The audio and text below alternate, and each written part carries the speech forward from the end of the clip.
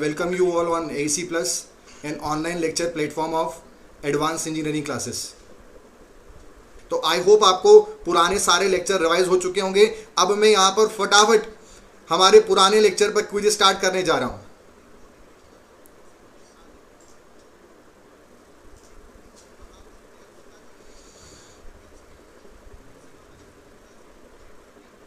सभी स्टूडेंट्स को यहाँ पर जो क्वेश्चन है वो क्लियरली दिख रहा होगा.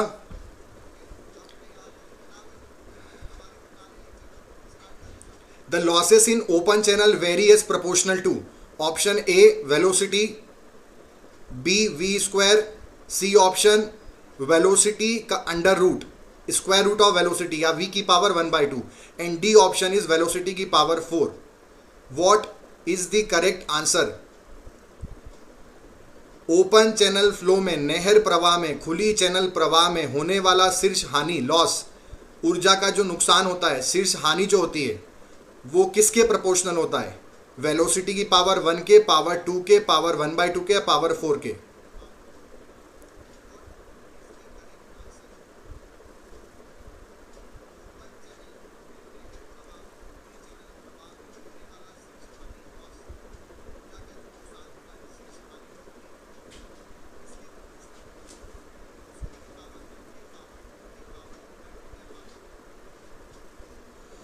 इसका सही आंसर होगा वेलोसिटी की पावर 2.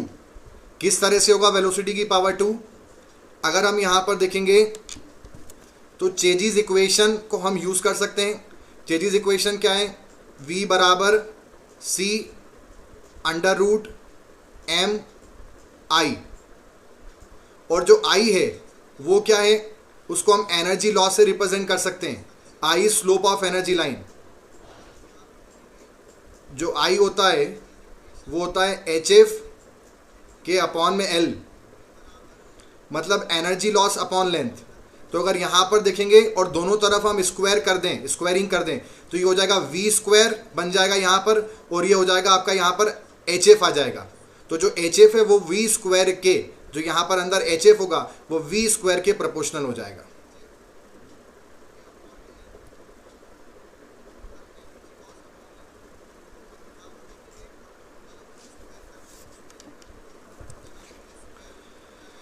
नेक्स्ट क्वेश्चन है, consider the following statement regarding the condition to be satisfied for maximum discharge through a trapezoid channel section with side slope 1:n, bed width b, flow depth d, having a fixed slope, fixed bed slope. मतलब कुल मिलाकर एक trapezoidal channel है, उसमें maximum discharge के लिए कौन कौन से स्टेटमेंट सही हैं. अब मैक्सिमम डिस्चार्ज की यहाँ पे बात कर रहे हैं, मतलब most economical trapezoidal channel section की कंडीशन पूछी जा रही है, और वो बोल रहे हैं दिए गए 3 कथन में से, स्टेटमेंट्स में से कौन सा स्टेटमेंट करेक्ट है. पहला है स्लोपिंग साइड का वर्टिकल से एंगल 30 डिग्री होता है, hydraulic mean depth flow depth का हाफ होती है, और length of sloping side bottom width का हाफ होती है, डबल होती है. Length of sloping side should be equal to twice the bottom width. तो इन 3 में से कौन से स्टेटमेंट करेक्ट है? 1, 2, 3 या 1 and 2, 2 and 3 या 1 and 3, कौन सा करेक्ट होगा?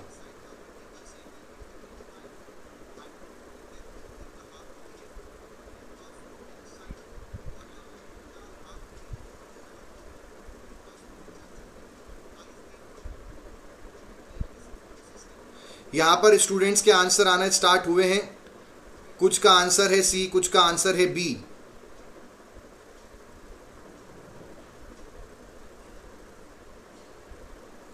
इसी प्रकार से जी एग्जाम्स में क्वेश्चन पूछे जाएंगे.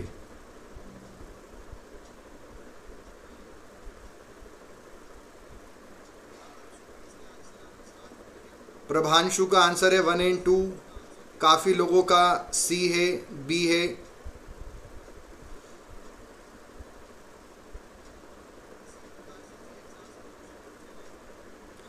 इसका सही आंसर होगा 1 and 2. 1 and 2 इसलिए होगा बेटा, बात को समझिएगा. आपका जो वो ट्रेपेजॉइडल चैनल है उसका ये वाला जो एंगल है वो एंगल होता है 60 डिग्री. वर्टिकल जो है वहां से एंगल पूछ रहा है, तो वर्टिकल से वो कितना होगा, 30 डिग्री होगा ना, तभी तो ये पूरा जाकर आपका 120 डिग्री बनेगा। उसने क्या पूछा है ध्यान से देखो, वो बोलेगा sloping side should have an angle of 60 degree, तो फिर विथ हॉरिजॉन्टल आना चाहिए। उसने बोला है विथ वर्टिकल, तो वो 30 डिग्री एकदम करेक्ट है, मतलब फर्स्ट स्टेटमेंट इज करेक्ट।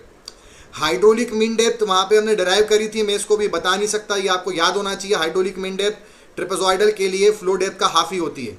और ये जो स्टेटमेंट है थर्ड स्टेटमेंट, ये स्टेटमेंट एकदम गलत है। Length of sloping side should be equal to half the top width होता है, डबल नहीं होता है, और वो भी बॉटम विड्थ नहीं, टॉप विड्थ, टॉप विड्थ का आधा। Length of sloping side should be equal to half the top width, तो इसलिए थर्ड स्टेटमेंट बिल्कुल गलत है और खाली 1 और 2 ही करेक्ट हैं। आई होप आप सभी लोग यहाँ पर समझ पाए होंगे। क्या सभी को अपनी जो गलती सभी ने करी वो क्लियर हुआ, किस तरह से क्वेश्चन को समझना है?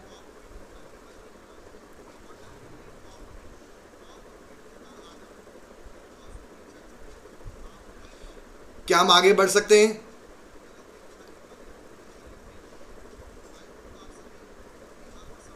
नेक्स्ट क्वेश्चन है, इन open channel flow total energy line coincides with free surface, hydraulic gradient line is below free surface, hydraulic gradient line coincides with free surface, और total energy line is below free surface।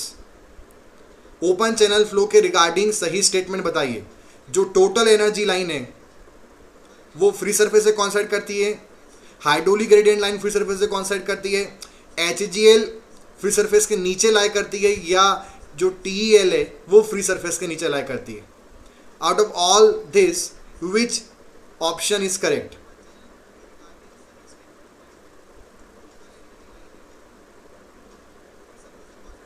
Students के answer आना है चालू हुए हैं। नितेश का answer है B answer, hydraulic gradient line is below free surface. Nitesh, आप लग रहा है कि अभी भी आपके पास टाइम है, बट आप टाइम पास कर रहे हैं, कॉन्सेप्ट्स को पकड़ें।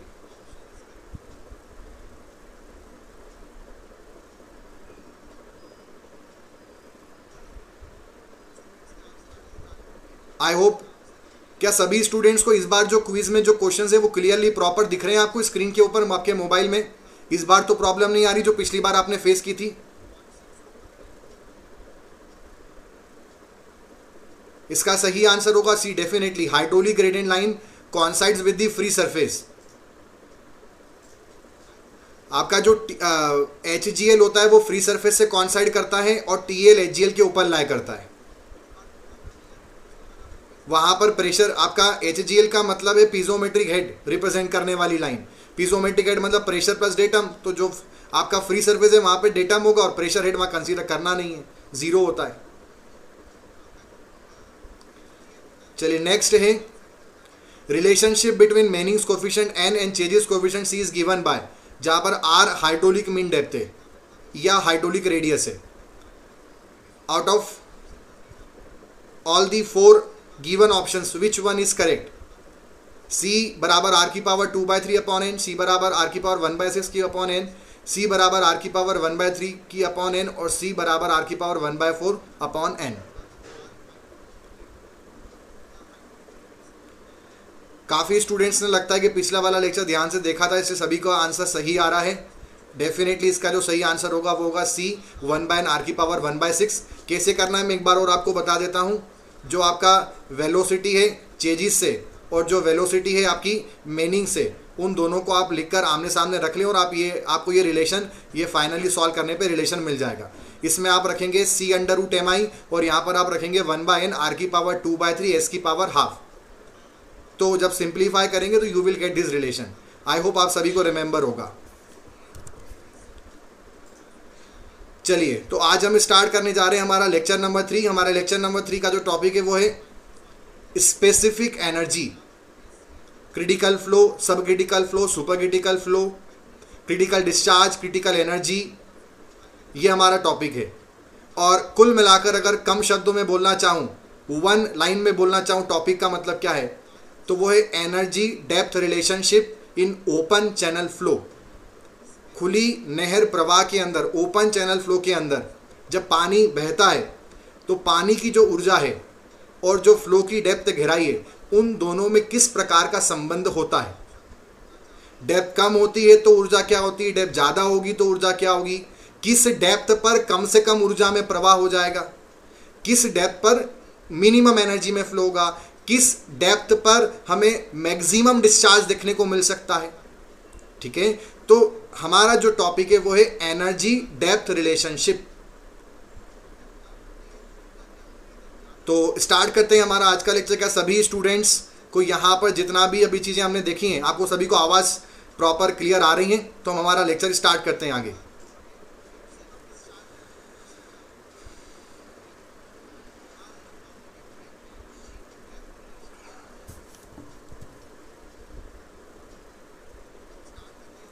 चलिए, तो अगर मैं थोड़ा सा बेसिक, अभी जो भी आपके स्लाइड पे सामने लिखा है अभी आपको उसको नहीं देखना है, जो मैं बोल रहा हूँ उसको सुने। सिर्फ अभी कान को ऑपरेट रखना है, आंख को ऑपरेट नहीं करना है। 2 मिनट बाद को सुनना ध्यान से।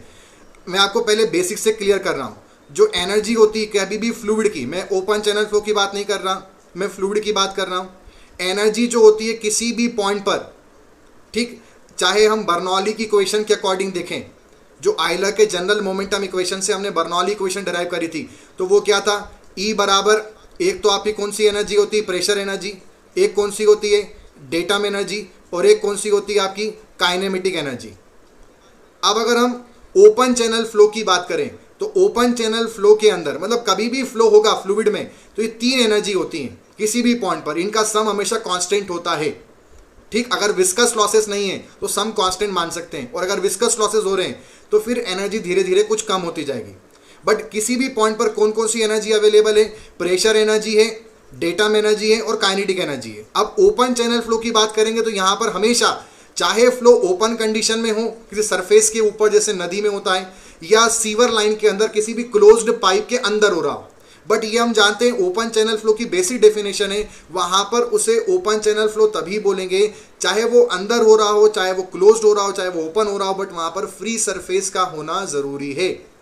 फ्री सरफेस मतलब वहाँ पर एटमॉस्फेरिक एयर मौजूद होगी। एटमॉस्फेरिक एयर मौजूद होगी तो वहाँ पे प्रेशर कौन सा होगा, एटमॉस्फेरिक प्रेशर।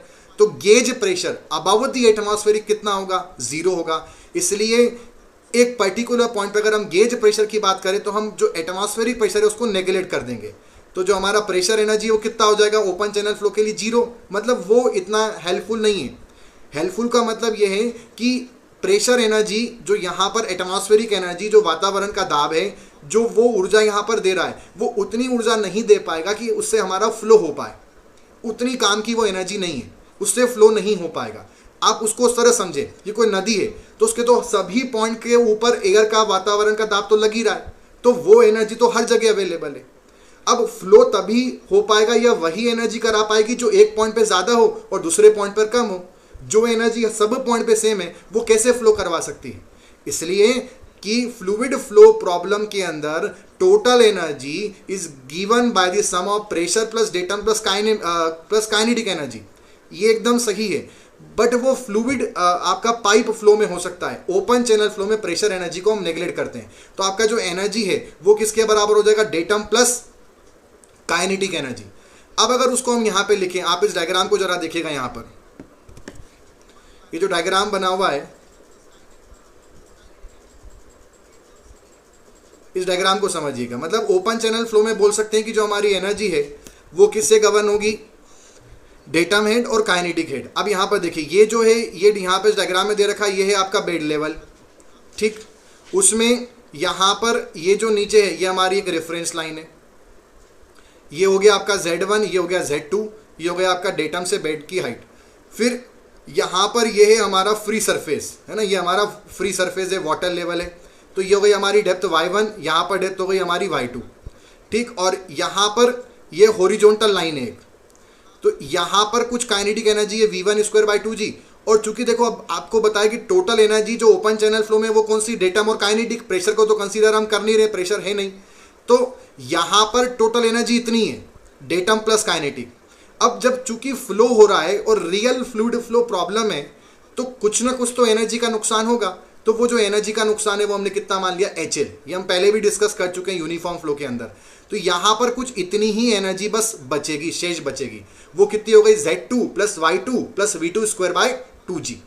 तो ये आपकी सेकंड पॉइंट पे एनर्जी है। अच्छा, अब किसी भी पॉइंट पर अगर मैं कोई भी जनरल पॉइंट लेता हूँ, अब यहाँ पे जो मेरा पॉइंटर है उस पॉइंटर को ध्यान से देखेगा, मैंने इस पर्टिकुलर पॉइंट को ले लिया, तो यहाँ पर किसी भी सेक्शन पर जो मेरी एनर्जी है डेटम से बताऊँ तो वो कितनी होगी, ई बराबर एक तो आएगा ये वाली हाइट, फिर एक आएगा आपका डेप्थ ऑफ फ्लो यानी वाई, और एक होगा आपका वी स्क्वायर बाय 2g। तो अगर आप देखें तो हम बोल सकते हैं the total energy of a channel flow datum से देखें तो वो कितना है, एच बराबर Z plus Y plus we square by 2g।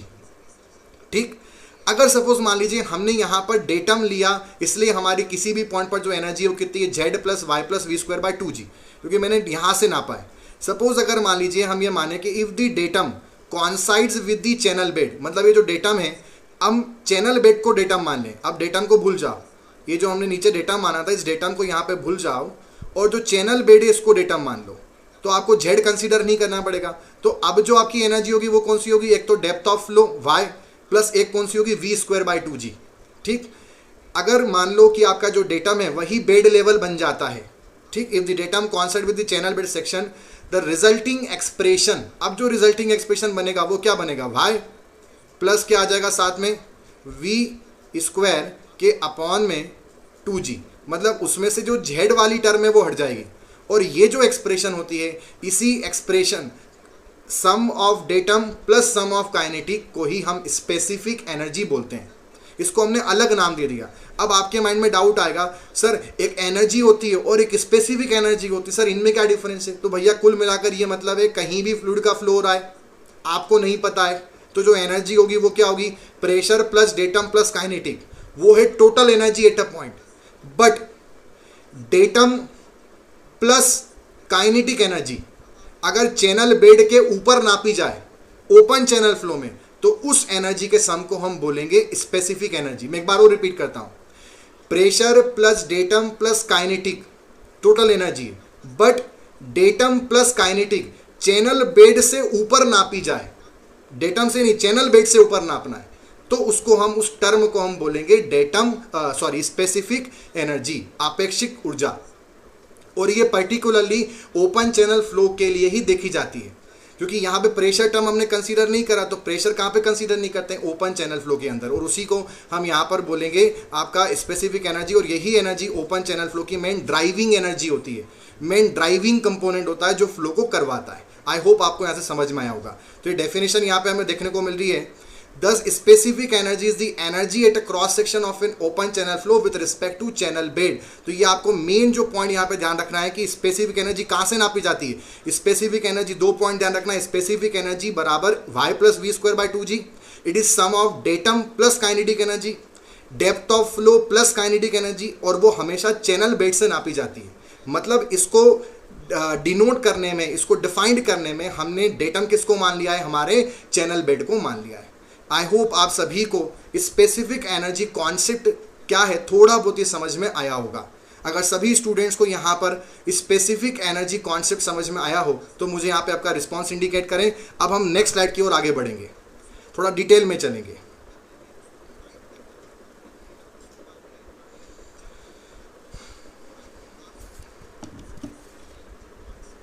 क्या सभी स्टूडेंट्स को यहाँ पर समझ में आया? तो नेक्स्ट जो हमारा अगला पॉइंट है, ये जो स्पेसिफिक एनर्जी का कॉन्सेप्ट है, ये सबसे पहली बार बेकमेटिफ नामक साइंटिस्ट ने दुनिया को बताया था। प्रतीक सोनी का डाउट है y1 and y2 are equal और डिफरेंट। प्रतीक अभी यहाँ पे y1 y2 की कुछ भी बातें नहीं हो रही हैं। तो सबसे पहले स्पेसिफिक एनर्जी का जो कॉन्सेप्ट है उसको बताने वाले साइंटिस्ट थे बेकमेटिफ। और इसको हम पढ़ते क्यों हैं, क्योंकि हमें ओपन चैनल फ्लो को एनालाइज करना होता है। कई सारे ऐसे टर्म्स होते हैं, हम आगे पढ़ेंगे, सर्ज होता है, बैक वाटर कर्व होता है, हाइड्रोलिक जंप होता है, फिर क्रिटिकल डेप्थ कंडीशन है। क्रिटिकल डेप्थ पर क्या होता है, मैक्सिमम डिस्चार्ज मिलता है, कम से कम एनर्जी में वो फ्लो होता है। तो क्या है कि वो स्पिलवे और आपका डैम्स के अंदर एप्रन जो होता है, तो जहाँ भी हमें हाइड्रोलिक जंप कराना होता है, उन सब की स्टडी जब हम करेंगे, उनको जब बनाएंगे प्रैक्टिकली, तो हमें स्पेसिफिक एनर्जी कॉन्सेप्ट का बहुत बड़ा इंपॉर्टेंट रोल होता है। इसलिए हमें स्पेसिफिक एनर्जी समझना पड़ता है। तो यही यहाँ पे लिखा है कि ये बहुत इंपॉर्टेंट कॉन्सेप्ट है, और क्रिटिकल वाटर डेप्थ यहीं से निकल के आया है, वो कंडीशन यहीं से बनी है। इसी को समझकर हम क्रिटिकल कंडीशन को समझ पाए। जो क्रिटिकल फ्लो हमने समझा था पहले कि उस पर फ्राउड नंबर 1 होता है, तो वो क्या चीज़ है, वो यहीं से कॉन्सेप्ट निकल के आया है। आगे बढ़ेंगे तो हम यहाँ पर बोल सकते हैं it may be noted that while the total energy in real fluid flow always decrease in the downward direction. Obvious सी बात है, आपकी जो कुल ऊर्जा है वो फ्लो की दिशा में क्या होगी, कम होगी, क्योंकि बिना एनर्जी के नुकसान के फ्लो नहीं होता। फ्लो तभी होता है जब एनर्जी का कुछ ना कुछ नुकसान होगा। तो लॉस ऑफ एनर्जी, लोग समझते हैं कि किसी भी सिस्टम में लॉस होना बेकार चीज़ है।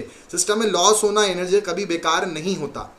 ठीक, बिना एनर्जी के लॉस के इवन कोई भी सिस्टम ऑपरेट ही नहीं कर सकता। तो यहाँ पर भी ऐसे ही है, टोटल एनर्जी जब लॉस होगा तभी फ्लो होगा।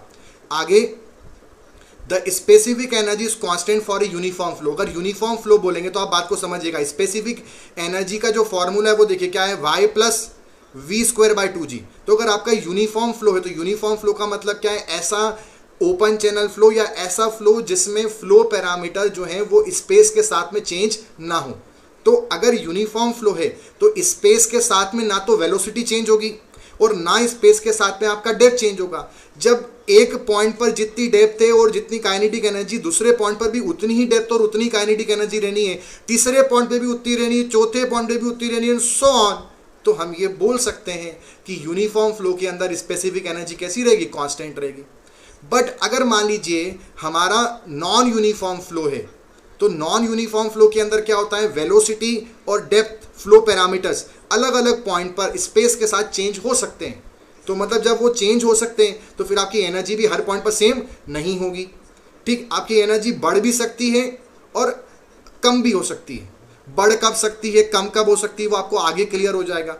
बट फिर भी अगर कम शब्दों में बोले, सपोज जैसे मान लीजिए कि कोई पर्टिकुलर आपका वहाँ पर आपने हाइड्रोलिक जंप हुआ, सपोज मान लीजिए कोई ऑब्स्ट्रक्शन आ गया, ऑब्स्ट्रक्शन आया तो पानी ऐसे आ रहा था और एकदम से ऑब्स्ट्रक्शन आया तो पानी ऐसे उछला ऊपर, तो उसकी कुछ ना कुछ एनर्जी कुछ क्या हुई, कम हुई होगी, एनर्जी डिसिपेट हुई होगी, तो एनर्जी का लॉस हो सकता है। सपोज मान लीजिए हमने अलग से वहाँ पर कुछ और पानी वहाँ पे डाल दिया, और पानी हम कहीं साइड से लिया है, उसमें कोई ब्रांचिंग कर दी और नदी से वहाँ पे एक और नदी आ गई, तो ऐसे केस में डेप्थ बढ़ जाएगा तो एनर्जी आपकी एकदम से बढ़ सकती है। ठीक, तो ये डिपेंड करता है। मान लो कि वहाँ पर हमने एकदम विड्थ बढ़ा दी, विड्थ कम कर दी, तो ऐसे केस में कुछ ना कुछ आपके एनर्जी में चेंजेस आ सकता है। वहाँ पे रास्ते में आपका जो नहर है, नदी है, उसमें गड्ढा आ गया, कोई ऑब्स्ट्रक्शन आ गया, हम्प आ गया, तो ऐसे अलग अलग कंडीशंस में आपका जो नॉन यूनिफॉर्म फ्लो है उसमें आपकी एनर्जी बढ़ भी सकती है और कम भी हो सकती है। सिक यहाँ पे इन्होंने लिखा है, specific energy is constant for uniform flow and can either decrease और इंक्रीज इन वेरिड फ्लो, मतलब non uniform flow, since the elevation of the bed of the channel relative to the elevation of energy line determine the specific energy. मतलब आपका जो energy line का जो elevation है channel bed के respect में वो बता दे कि कितनी स्पेसिफिक एनर्जी होगी। मतलब वही सिंपल स्पेसिफिक एनर्जी की डेफिनेशन है कि स्पेसिफिक एनर्जी का मतलब है टोटल एनर्जी आपका चैनल बेड के ऊपर। हम यहाँ पे बात करते हैं स्पेसिफिक एनर्जी की, जो हमारे पास इक्वेशन है वो क्या हो जाएगी, E बराबर Y plus we square by 2g बराबर Y plus Q square upon 2g a square. ये वाली टर्म कहाँ से लेंगे, जरा इस बात को ध्यान से समझिएगा। आपका जो कंटिन्यूटी इक्वेशन होती है, सतत समीकरण होती है, वो क्या होती है,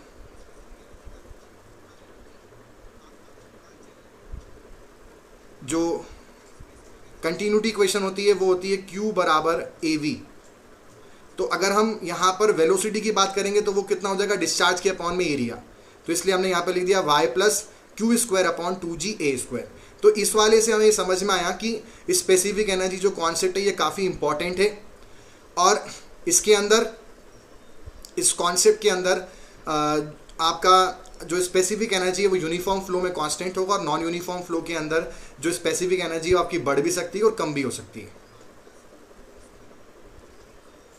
नेक्स्ट आगे बढ़ते हैं। अगला जो क्रॉस सेक्शनल एरिया है वो अगेन किसका फंक्शन है, वाटर डेप्थ y का, और उसको हम बोल सकते हैं कि a is function of depth. ये a बराबर ए वाई का मतलब है a is function of depth. भाई आप कुछ समझे कि कोई भी एक पर्टिकुलर चैनल है, ठीक, और उस चैनल में यहाँ पर ऐसे फ्लो हो रहा है, तो उसमें जो उसका एरिया है वो किस पे डिपेंड करेगा, एक तो यहाँ पर जो डेप्थ होगी ये वाली y, और जो इसमें यहाँ पर ये विड्थ होगी ये इस पर डिपेंड करेगा।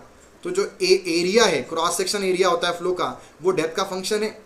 तो हम बोल सकते हैं कि जो आपकी इक्वेशन है, इक्वेशन कौन सी थी, E बराबर Y plus Q square upon 2g a square, जो हमने इक्वेशन लिखी थी वो वाली। उस इक्वेशन में कौन कौन से वेरिएबल है, एक तो एनर्जी है, एक डेप्थ है और एक डिस्चार्ज है। थोड़ा सा मैथमेटिकल एनालिटिकल पोर्शन अब स्टार्ट होने वाला है, तो थोड़ा सा उस चीज़ों को समझेगा, मैं धीरे धीरे समझा रहा हूँ। मतलब हमारी जो स्पेसिफिक एनर्जी की इक्वेशन है उसमें कौन कौन से वेरिएबल है, तो एनर्जी, एक डेप्थ और एक डिस्चार्ज।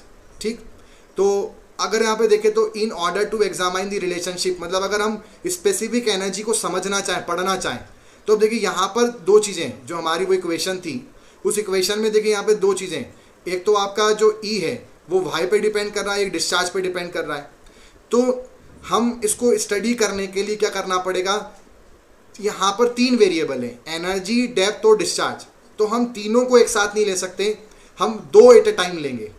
पहले हम ऐसा करेंगे, डिस्चार्ज को कांस्टेंट मान लेंगे और एनर्जी और डेप्थ में रिलेशन देखेंगे, और दूसरा फिर एनर्जी कांस्टेंट मान लेंगे और डिस्चार्ज और डेप्थ में रिलेशन देखेंगे। वैसे स्टडी करेंगे तो समझिएगा उसको कैसे पढ़ेंगे। डिस्चार्ज को कांस्टेंट मान लेंगे, तो मान लो कितना मान लिया, Q1। तो फिर जो एनर्जी है वो सिर्फ किसका फंक्शन बन जाएगा, एक तो आपका y का और एक Q1 का एनर्जी। ठीक, Q1 का, जिसमें Q1 कौन है, कांस्टेंट, और वेरिएबल कौन होगा, y। अब दूसरा क्या मान लेंगे, एनर्जी कांस्टेंट मान लेंगे। तो एनर्जी हमने कितनी मान ली, E1 मान ली। तो आपका जो E1 है वो किसका, एनर्जी किसका फंक्शन हो जाएगा, डेप्थ का और डिस्चार्ज का। और यहाँ पर कौन वेरिएबल होगा, डिस्चार्ज भी वेरिएबल होगा, y भी वेरिएबल होगा, पर E1 क्या होगा, कांस्टेंट होगा। मतलब कुल मिलाकर इस पूरे स्लाइड्स को आपको इस तरह से समझना है, इस कंटेंट को, कि जो स्पेसिफिक एनर्जी है E, उसमें उसकी टर्म क्या थी, y plus Q square upon 2GA square. तो समझना है कि एनर्जी, डेप्थ और डिस्चार्ज ये तीन वेरिएबल टर्म है। तो इसमें से इसको टॉपिक को आगे आपको समझ में आएगा। अभी खाली यहाँ पे हमने यहाँ पे इंडिकेट करा कि हम इस तरह से इसको पढ़ने जा रहे हैं। पहला जो हम टॉपिक लेंगे उसमें हम डिस्चार्ज कांस्टेंट मानेंगे और एनर्जी और डेप्थ में रिलेशन देखेंगे, क्योंकि तीन वेरिएबल में एक साथ स्टडी करना पॉसिबल नहीं होगा। तो स्टडी को आसान बनाने के लिए हमने ऐसा करा है। और एक बार हम एनर्जी कांस्टेंट मान लेंगे और डिस्चार्ज और डेप्थ में फिर रिलेशन देखेंगे, किस तरह से क्या चेंज आ रहा है। आई होप आप सभी को यहाँ पे समझ में आएगा। सभी स्टूडेंट को मेरा ये वाला पॉइंट समझ में आया तो मुझे यहाँ पे आपका रिस्पॉन्स इंडिकेट करें।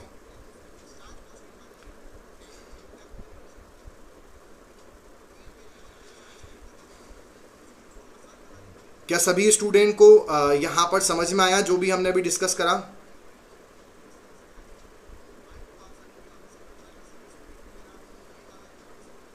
चलिए, हमारा नेक्स्ट जो है अब है कांस्टेंट डिस्चार्ज सिचुएशन। ये हमारा पहला पार्ट अब स्टार्ट होने जा रहा है।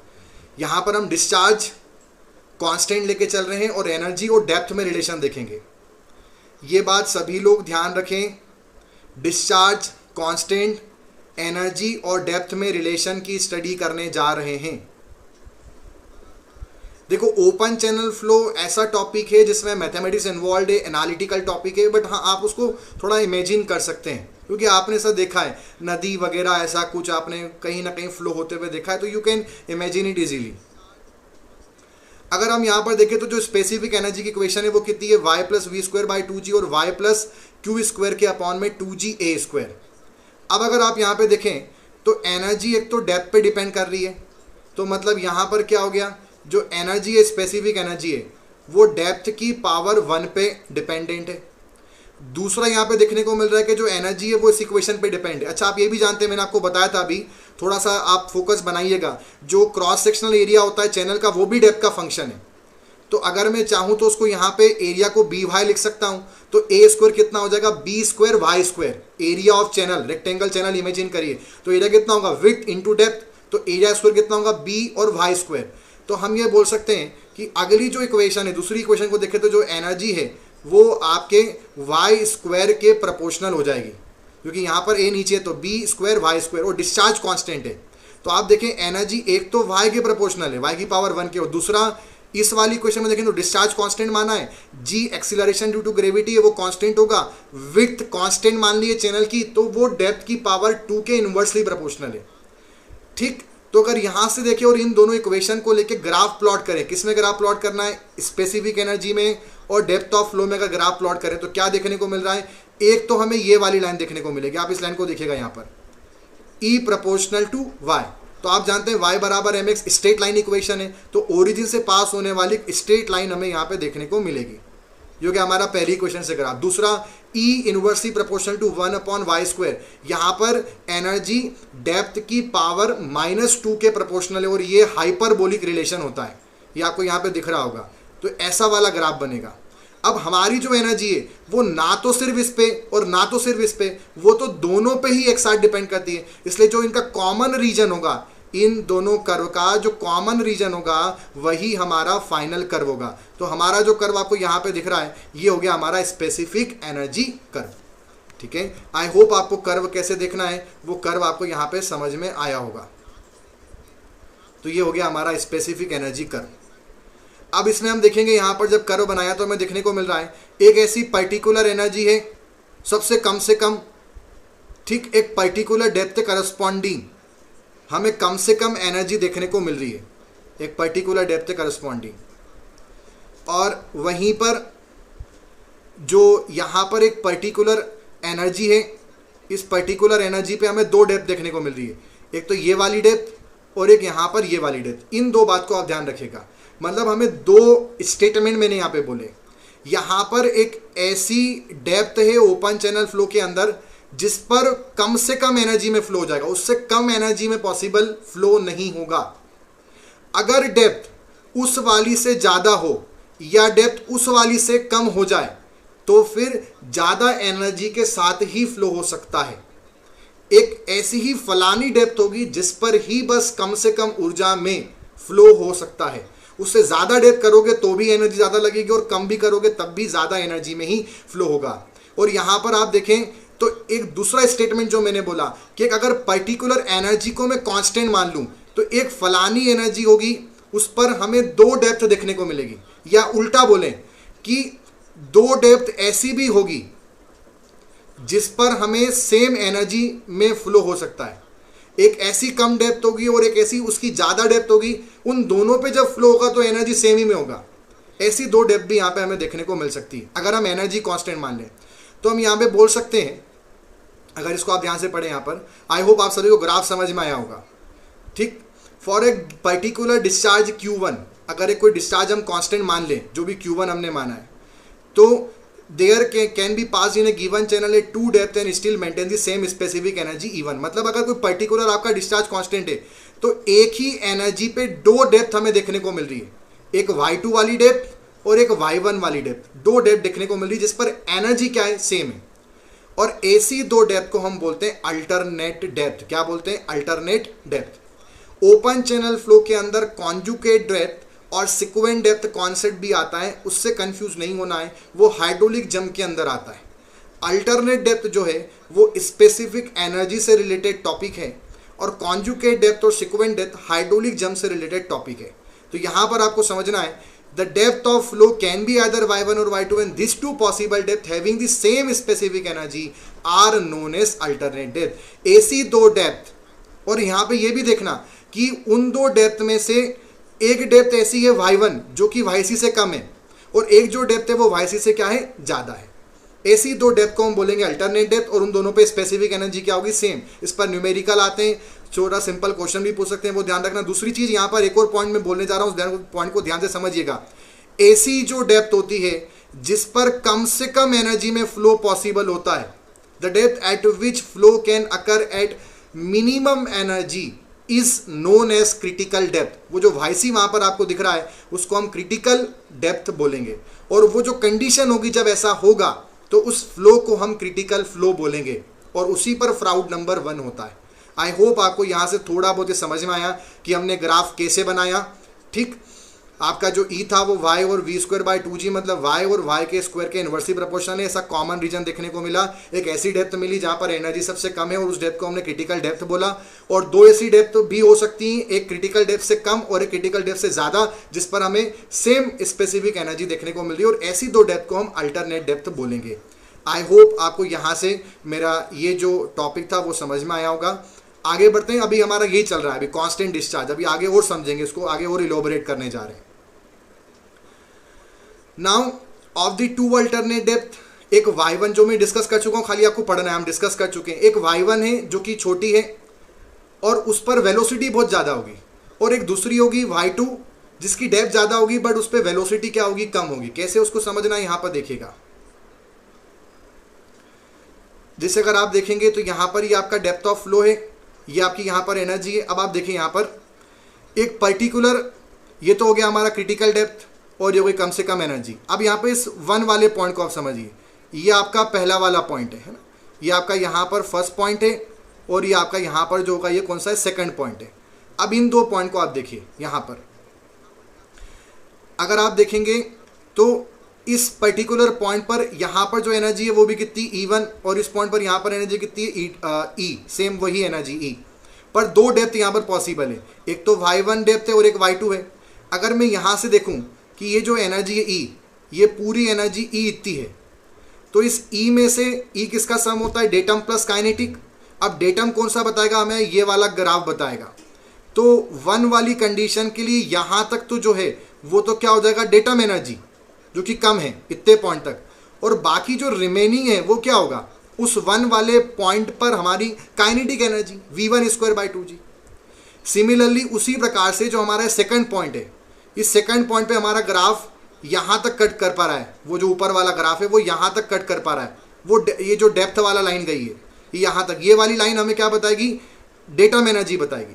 तो इस सेकंड वाला जो पॉइंट यहाँ पर आप उसको समझिएगा, उस पर यहाँ तक की जो होगी वो तो क्या होगी, y2 होगी, ठीक, y2। और जो वो जरा सा आपको थोड़ा सा यहाँ पे पोर्शन दिख रहा है रिमेनिंग पीछे का, वो क्या होगा, v2² g, ठीक। मैं यहाँ पर इस जो मैंने इंडिकेट करा इसको मैं इरेज कर रहा हूँ, आप आई होप आपको वहाँ से डायग्राम से थोड़ा समझ में आ जाएगा। तो मतलब दो डेप्थ यहाँ पर है, एक ऐसी डेप्थ है y1 जिस पर डेप्थ कम है पर काइनेटिक हेड ज़्यादा होगा, और एक डेप्थ होगी y2 जिस पर डेटम हेड ज़्यादा है पर काइनेटिक हेड क्या होगा, कम होगा, ठीक। आई होप आपको ये मेरा पॉइंट यहाँ पे समझ में आया, ठीक। जिस ये जो डेप्थ है, ये कौन सी डेप्थ है जिस पर एनर्जी सबसे कम है, ठीक, मिनिमम एनर्जी, ये आप पे क्रिटिकल डेप्थ है। और यहाँ पर जो फ्लो होता है वो कौन सा होगा, क्रिटिकल फ्लो। उसके ऊपर जो फ्लो होगा वो कौन सा होगा, आप जानते हैं जब भी आपका डेप्थ क्रिटिकल डेप्थ से ज़्यादा होती है उसे हम सब क्रिटिकल फ्लो बोलते हैं, और जब भी डेप्थ आप पे क्रिटिकल फ्लो से क्या होती है, कम होती है, उसे हम सुपर क्रिटिकल फ्लो बोलते हैं। तो ये हमारा सुपर क्रिटिकल रीजन है और ये हमारा सब क्रिटिकल रीजन है। मतलब इसके ऊपर जो वो 2 वाले पॉइंट्स हैं वो सब क्रिटिकल पॉइंट्स होंगे, और जो सारे 1 वाले पॉइंट्स हैं वो सब सुपर क्रिटिकल होंगे। तो डायग्राम से आपको ये बात आई होप यहाँ से समझ में आ रही होगी कि क्रिटिकल फ्लो के नीचे पूरा सुपर क्रिटिकल रीजन है, और क्रिटिकल डेप्थ के ऊपर पूरा आपका सब क्रिटिकल रीजन है। सब क्रिटिकल पर डेटम एनर्जी ज़्यादा होगी, काइनेटिक कम होगी, और सुपर क्रिटिकल में डेटम एनर्जी कम होगी पर काइनेटिक एनर्जी क्या होगी, ज़्यादा होगी।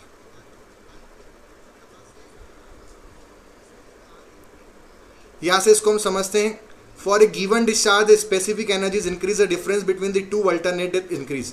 मतलब अगर डिस्चार्ज कांस्टेंट है और अगर हम स्पेसिफिक एनर्जी को बढ़ाते जाएं, आप बात को समझिएगा। जैसे आप पहले यहाँ थे, ठीक है, आप सपोज मान लो यहाँ थे, इस वाले पॉइंट पे थे, तो आपके दो अल्टरनेट डेप्थ के बीच का गैप इतना है, ठीक।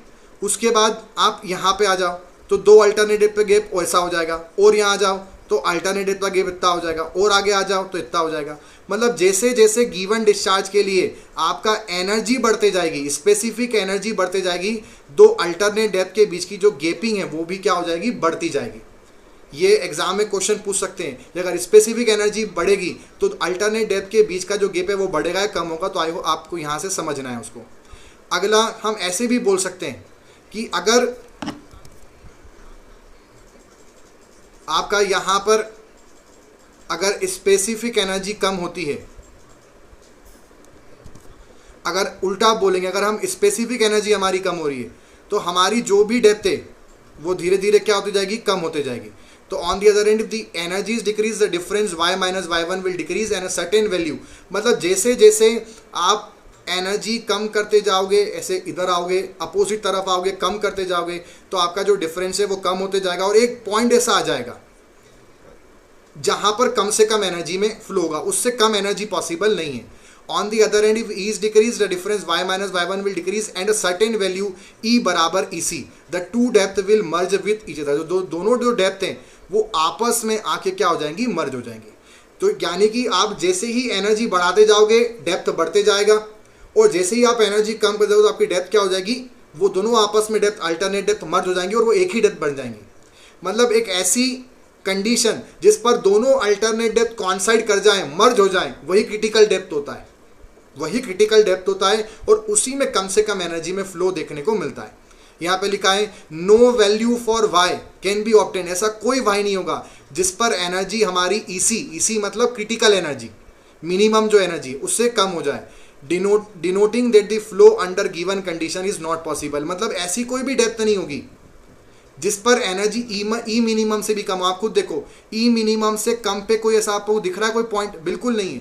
मतलब ऐसा कोई फ्लो ही नहीं होगा जिस पर आपकी एनर्जी क्रिटिकल डेप्थ एनर्जी से या क्रिटिकल फ्लो एनर्जी से कम हो। The condition of minimum specific energy, ऐसी कंडीशन, वह स्थिति जिसमें स्पेसिफिक एनर्जी सबसे क्या हो जाती है? कम, उसी को हम बोलते हैं क्रिटिकल फ्लो कंडीशन। क्रांतिक प्रवाह की स्थिति, क्रांतिक प्रवाह कहा जाएगा, और उसकी गहराई को हम YC से इंडिकेट करेंगे और उसी को हम क्रांतिक गहराई बोलेंगे। आई होप आप सभी को यहाँ पर समझ में आ रहा होगा। क्या सभी को क्लियर है इतना? आगे बढ़ते हैं। नेक्स्ट, अगर हम क्रिटिकल डेप्थ की बात करें तो अभी हमने क्या समझा? क्रिटिकल डेप्थ पर एनर्जी क्या होती है? मिनिमम। तो जो वो एनर्जी अगर मिनिमम है और उसकी हमें कंडीशन पता करनी कि ऐसी कौन सी डेप्थ होती है, वो क्रिटिकल डेप्थ कैसे पता करें? तो हमें काम करते हैं, स्पेसिफिक एनर्जी वहाँ पर कम होती है तो हम स्पेसिफिक एनर्जी की इक्वेशन को डिफ्रेंशिएट कर दें y के रिस्पेक्ट में, तो हमें वहाँ से कुछ एक कंडीशन ऑब्टेंड हो सकती है। तो क्या सभी स्टूडेंट्स को यहाँ तक समझ में आया जितना हमने पढ़ा? अगर समझ में आया तो प्लीज़ आप यहाँ पर मुझे रिस्पॉन्स इंडिकेट करें आपका। तो अगर हम स्पेसिफिक एनर्जी की इक्वेशन देखें,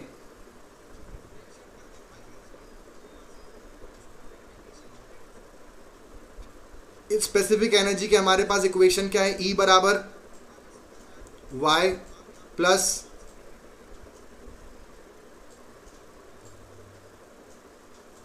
क्यू स्क्वायर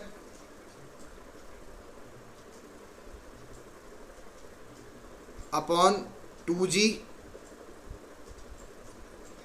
a स्क्वायर। ये हमारे पास इक्वेशन है। E बराबर y प्लस, अब इसको डिफ्रेंशिएट करो y के रिस्पेक्ट में। डिस्चार्ज को कांस्टेंट मानना, g को कांस्टेंट मान, तो क्या बनेगा? E बराबर y का कितना हो जाएगा? 1, और फिर q स्क्वायर और 2g कांस्टेंट है, और अब किसका करना पड़ेगा? 1 अपॉन a का। अब देखिए a के अंदर भी y छुपा है, a कांस्टेंट नहीं है, a खुद y का फंक्शन है, पहले ही आपको बताया था। तो 1 अपॉन a स्क्वायर का डिफ्रेंसिएशन करो चेन रूल के द्वारा। हमें करना है किसका? इस पूरी टर्म का y के रिस्पेक्ट में, बट a खुद y का फंक्शन है तो पहले a का करो और फिर a का y के रिस्पेक्ट में करना। पहले a का करो और फिर a का y के रिस्पेक्ट में, मतलब चेन रूल लगा रहे हैं। तो यहाँ पर हो जाएगा आपका 1 अपॉन a स्क्वायर का डिफरेंस कितना होता है?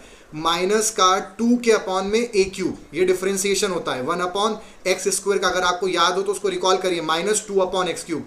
तो ये बन जाएगा E बराबर 1 माइनस Q1 का स्क्वायर अपॉन में g a क्यूब, और ऊपर जो 2 आएगा और नीचे जो 2 है वो आपस में कैंसल आउट हो जाएंगे डिफरेंशिएशन के, ठीक। और नीचे बन जाएगा आपका a क्यूब, और a का वापस से y के रिस्पेक्ट में, तो वो बन जाएगा dA बाई dy बराबर 0, ठीक। अब यहाँ पर हम देखें तो जो dA बाई dy है, आपका एरिया कितना होता है? विड्थ, यानी टॉप विड्थ आप बोल दें। सपोज मान लो कोई आपकी रेक्टेंगल चैनल है, तो आपका जो एरिया होता है वो क्या होता है? ये टॉप विड्थ और इनटू में क्या है? डेप्थ। ये जो टर्म होती है इन दोनों को ही हम बोलते हैं एरिया। तो आपका एरिया कितना हो जाएगा? टॉप विड्थ इंटू वाई, ठीक। तो हम इसको ऐसे यहाँ पर लिख देते हैं, बात को समझिएगा। a बराबर t इंटू वाई। अब a का y के रिस्पेक्ट में करो तो कितना बचेगा? आपका t तो कांस्टेंट है, विड्थ तो कांस्टेंट मान लो, तो t बाहर, और फिर कितना हो जाएगा? ये dy अपॉन वाई। अब अगर a बराबर टी वाई और a का y के रिस्पेक्ट में करोगे तो आई होप आपको समझ में आता है। y का 1 बन जाएगा तो वो आ जाएगा आपका t टॉप विड्थ। तो आपका dA बाई dy जो है वो सिर्फ बचेगा कितना? आपका टॉप विड्थ, ठीक। अब यहाँ पर अगर हम आप देखें इस वाली इक्वेशन, जो पूरी इक्वेशन है, इसमें जहाँ dA बाई dy है वहाँ पर आप रख दें, यहाँ पर t पुट कर दें, तो क्या बन जाएगा? d बाई dy बराबर 1 minus Q1 square upon GA cube into में t टॉप विड्थ बराबर 0। अब ये जो पूरी टर्म है इसको 0 के हवाले कर दो तो वहाँ से सिंप्लीफाई हो जाएगा और हमें ये फाइनल कंडीशन इक्वेशन ऑब्टेन होगी। और इसी कंडीशन को हमें याद रखना है। सभी स्टूडेंट जो यहाँ पर क्लास में हैं, जो चीज़ों को समझ रहे हैं, वो ध्यान से देखें। ये जो है ये फाइनल कंडीशन है, क्रिटिकल फ्लो कंडीशन। और ये कंडीशन क्या बन जाएगी? Q1 square into TC upon GA cube equal to 1। और ये ध्यान रखना, कोई भी चैनल हो, चाहे वो रेक्टेंगल हो, चाहे वो ट्रेपेजॉइडल हो, चाहे वो पैराबोला हो, चाहे वो ट्रायंगुलर चैनल हो, चाहे वो कोई भी चैनल हो, ये जो कंडीशन है ये होती है क्रिटिकल फ्लो कंडीशन। मतलब इस कंडीशन के अकॉर्डिंग आप उस चैनल का क्रिटिकल फ्लो पता कर सकते हैं। तो ये कंडीशन आपको ध्यान रखनी है। आपसे बोला जाए कि कोई भी चैनल हो उसके लिए क्रिटिकल फ्लो कंडीशन कौन सी इक्वेशन से गवर्न होगी, तो आपको इक्वेशन बोलनी है Q1 स्क्वायर अपॉन जी बराबर ए क्यूब बाई टी। वो ए क्यूब को आप उधर रख दें तो वो क्या बन जाएगा, Q1 स्क्वायर बाई जी बराबर ए क्यूब बाई टी। ये फाइनल कंडीशन आपको ध्यान रखनी है, किसको बोलते हैं, क्रिटिकल फ्लो कंडीशन, और बहुत इंपॉर्टेंट इक्वेशन है ये। अब हम यहाँ से बोल सकते हैं कि जो क्रिटिकल फ्लो कंडीशन अगर हम देखें तो वो सिर्फ किस पे डिपेंड कर रही है, डिस्चार्ज पर, टॉप विड्थ पर, जी पर और एरिया पर। मतलब डिस्चार्ज और ज्योमेट्री पे ही डिपेंड कर रहा है, बस डिस्चार्ज और ज्योमेट्री पे। क्या वो बेड स्लोप पे डिपेंड कर रहा है, नहीं कर रहा है। तो हम यहाँ से बोल सकते हैं critical flow condition is govern only by channel geometry and discharge. ये क्वेश्चन ऑब्जेक्टिव एग्जाम में पूछ सकते हैं। ये क्रिटिकल फ्लो कंडीशन किससे गवर्न होगी, सिर्फ डिस्चार्ज और चैनल ज्योमेट्री, उसमें बेड स्लोप का कोई हस्तक्षेप नहीं है। Other channel characteristics such as bed slope, roughness, ठीक, इन सब का इसमें कोई योगदान नहीं है। आगे बढ़ेंगे, अब हम समझने चलते हैं फ्राउड नंबर क्या होता है फ्लो का। फ्राउड नंबर को हम बोल सकते हैं एफ आर बराबर वी के अपॉन में अंडर रूट जी डी, ये हमने पहले लेक्चर में देखा था। और डी क्या बताया था वहां पर, हाइड्रोलिक डेप्थ, और हाइड्रोलिक डेप्थ क्या होता है, वेटेड एरिया के अपॉन में टॉप वेट। जो बोल रहा हूं उसको ध्यान से सुनिएगा। फ्राउड नंबर कितना होता है, वी के अपॉन में अंडर रूट जी डी, और डी क्या है, हाइड्रोलिक डेप्थ। हाइड्रोलिक डेप्थ क्या होता है, वेटेड एरिया के अपॉन में टॉप वेट। तो यहां से अगर हम देखें तो आपकी जो वो कंडीशन थी, वो कंडीशन क्या, उसको देखिए Q1 square upon G T C A cube, यही कंडीशन थी। तो हम बोल सकते हैं यहाँ पर इक्वल टू 1। अब यहाँ पर देखिए, आप इसको यहाँ तक, अब यहाँ पे समझिएगा, ये लिख दिया मैंने continuity equation, Q1 upon A सी बराबर वी सी। इतना आपको समझ में आता है कंटिन्यूटी इक्वेशन क्या होती है।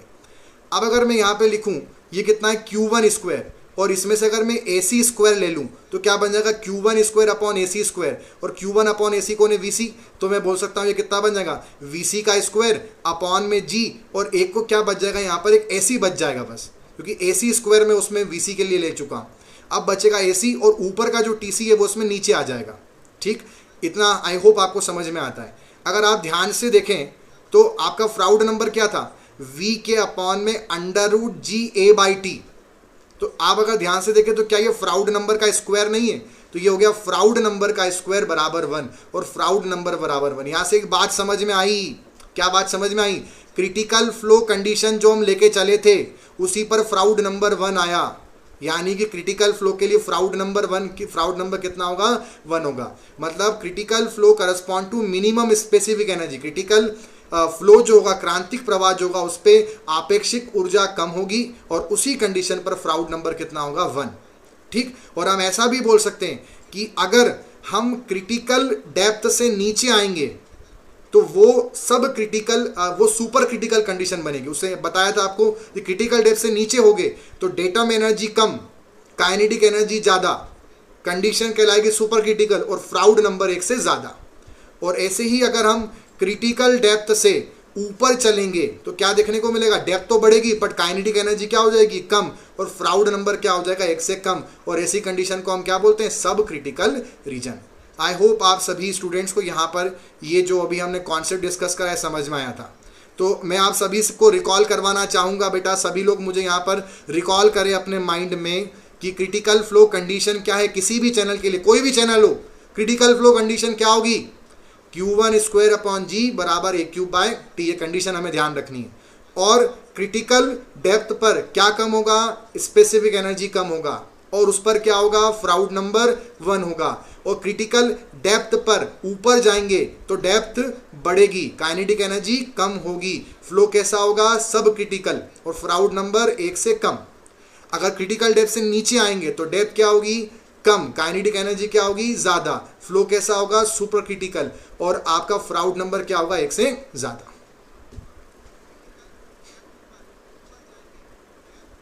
बेटा फ्राउड नंबर का स्क्वायर 1 के बराबर है तो प्लस माइनस 1 से उसमें फ़र्क नहीं पड़ेगा। फ्राउड नंबर दो फोर्सेस का रेशो है, माइनस थोड़ी होगा कभी। फ्राउड नंबर जो है ये डायमेंशनलेस पैरामीटर है, कांस्टेंट है। कांस्टेंट यहां पर हम उसको नेगेटिव कंसीडर नहीं करेंगे।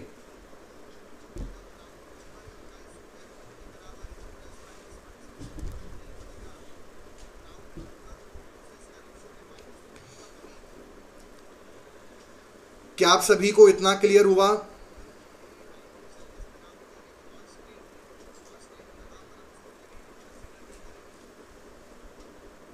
अब हम क्रिटिकल फ्लो कंडीशन को समझने जा रहे हैं।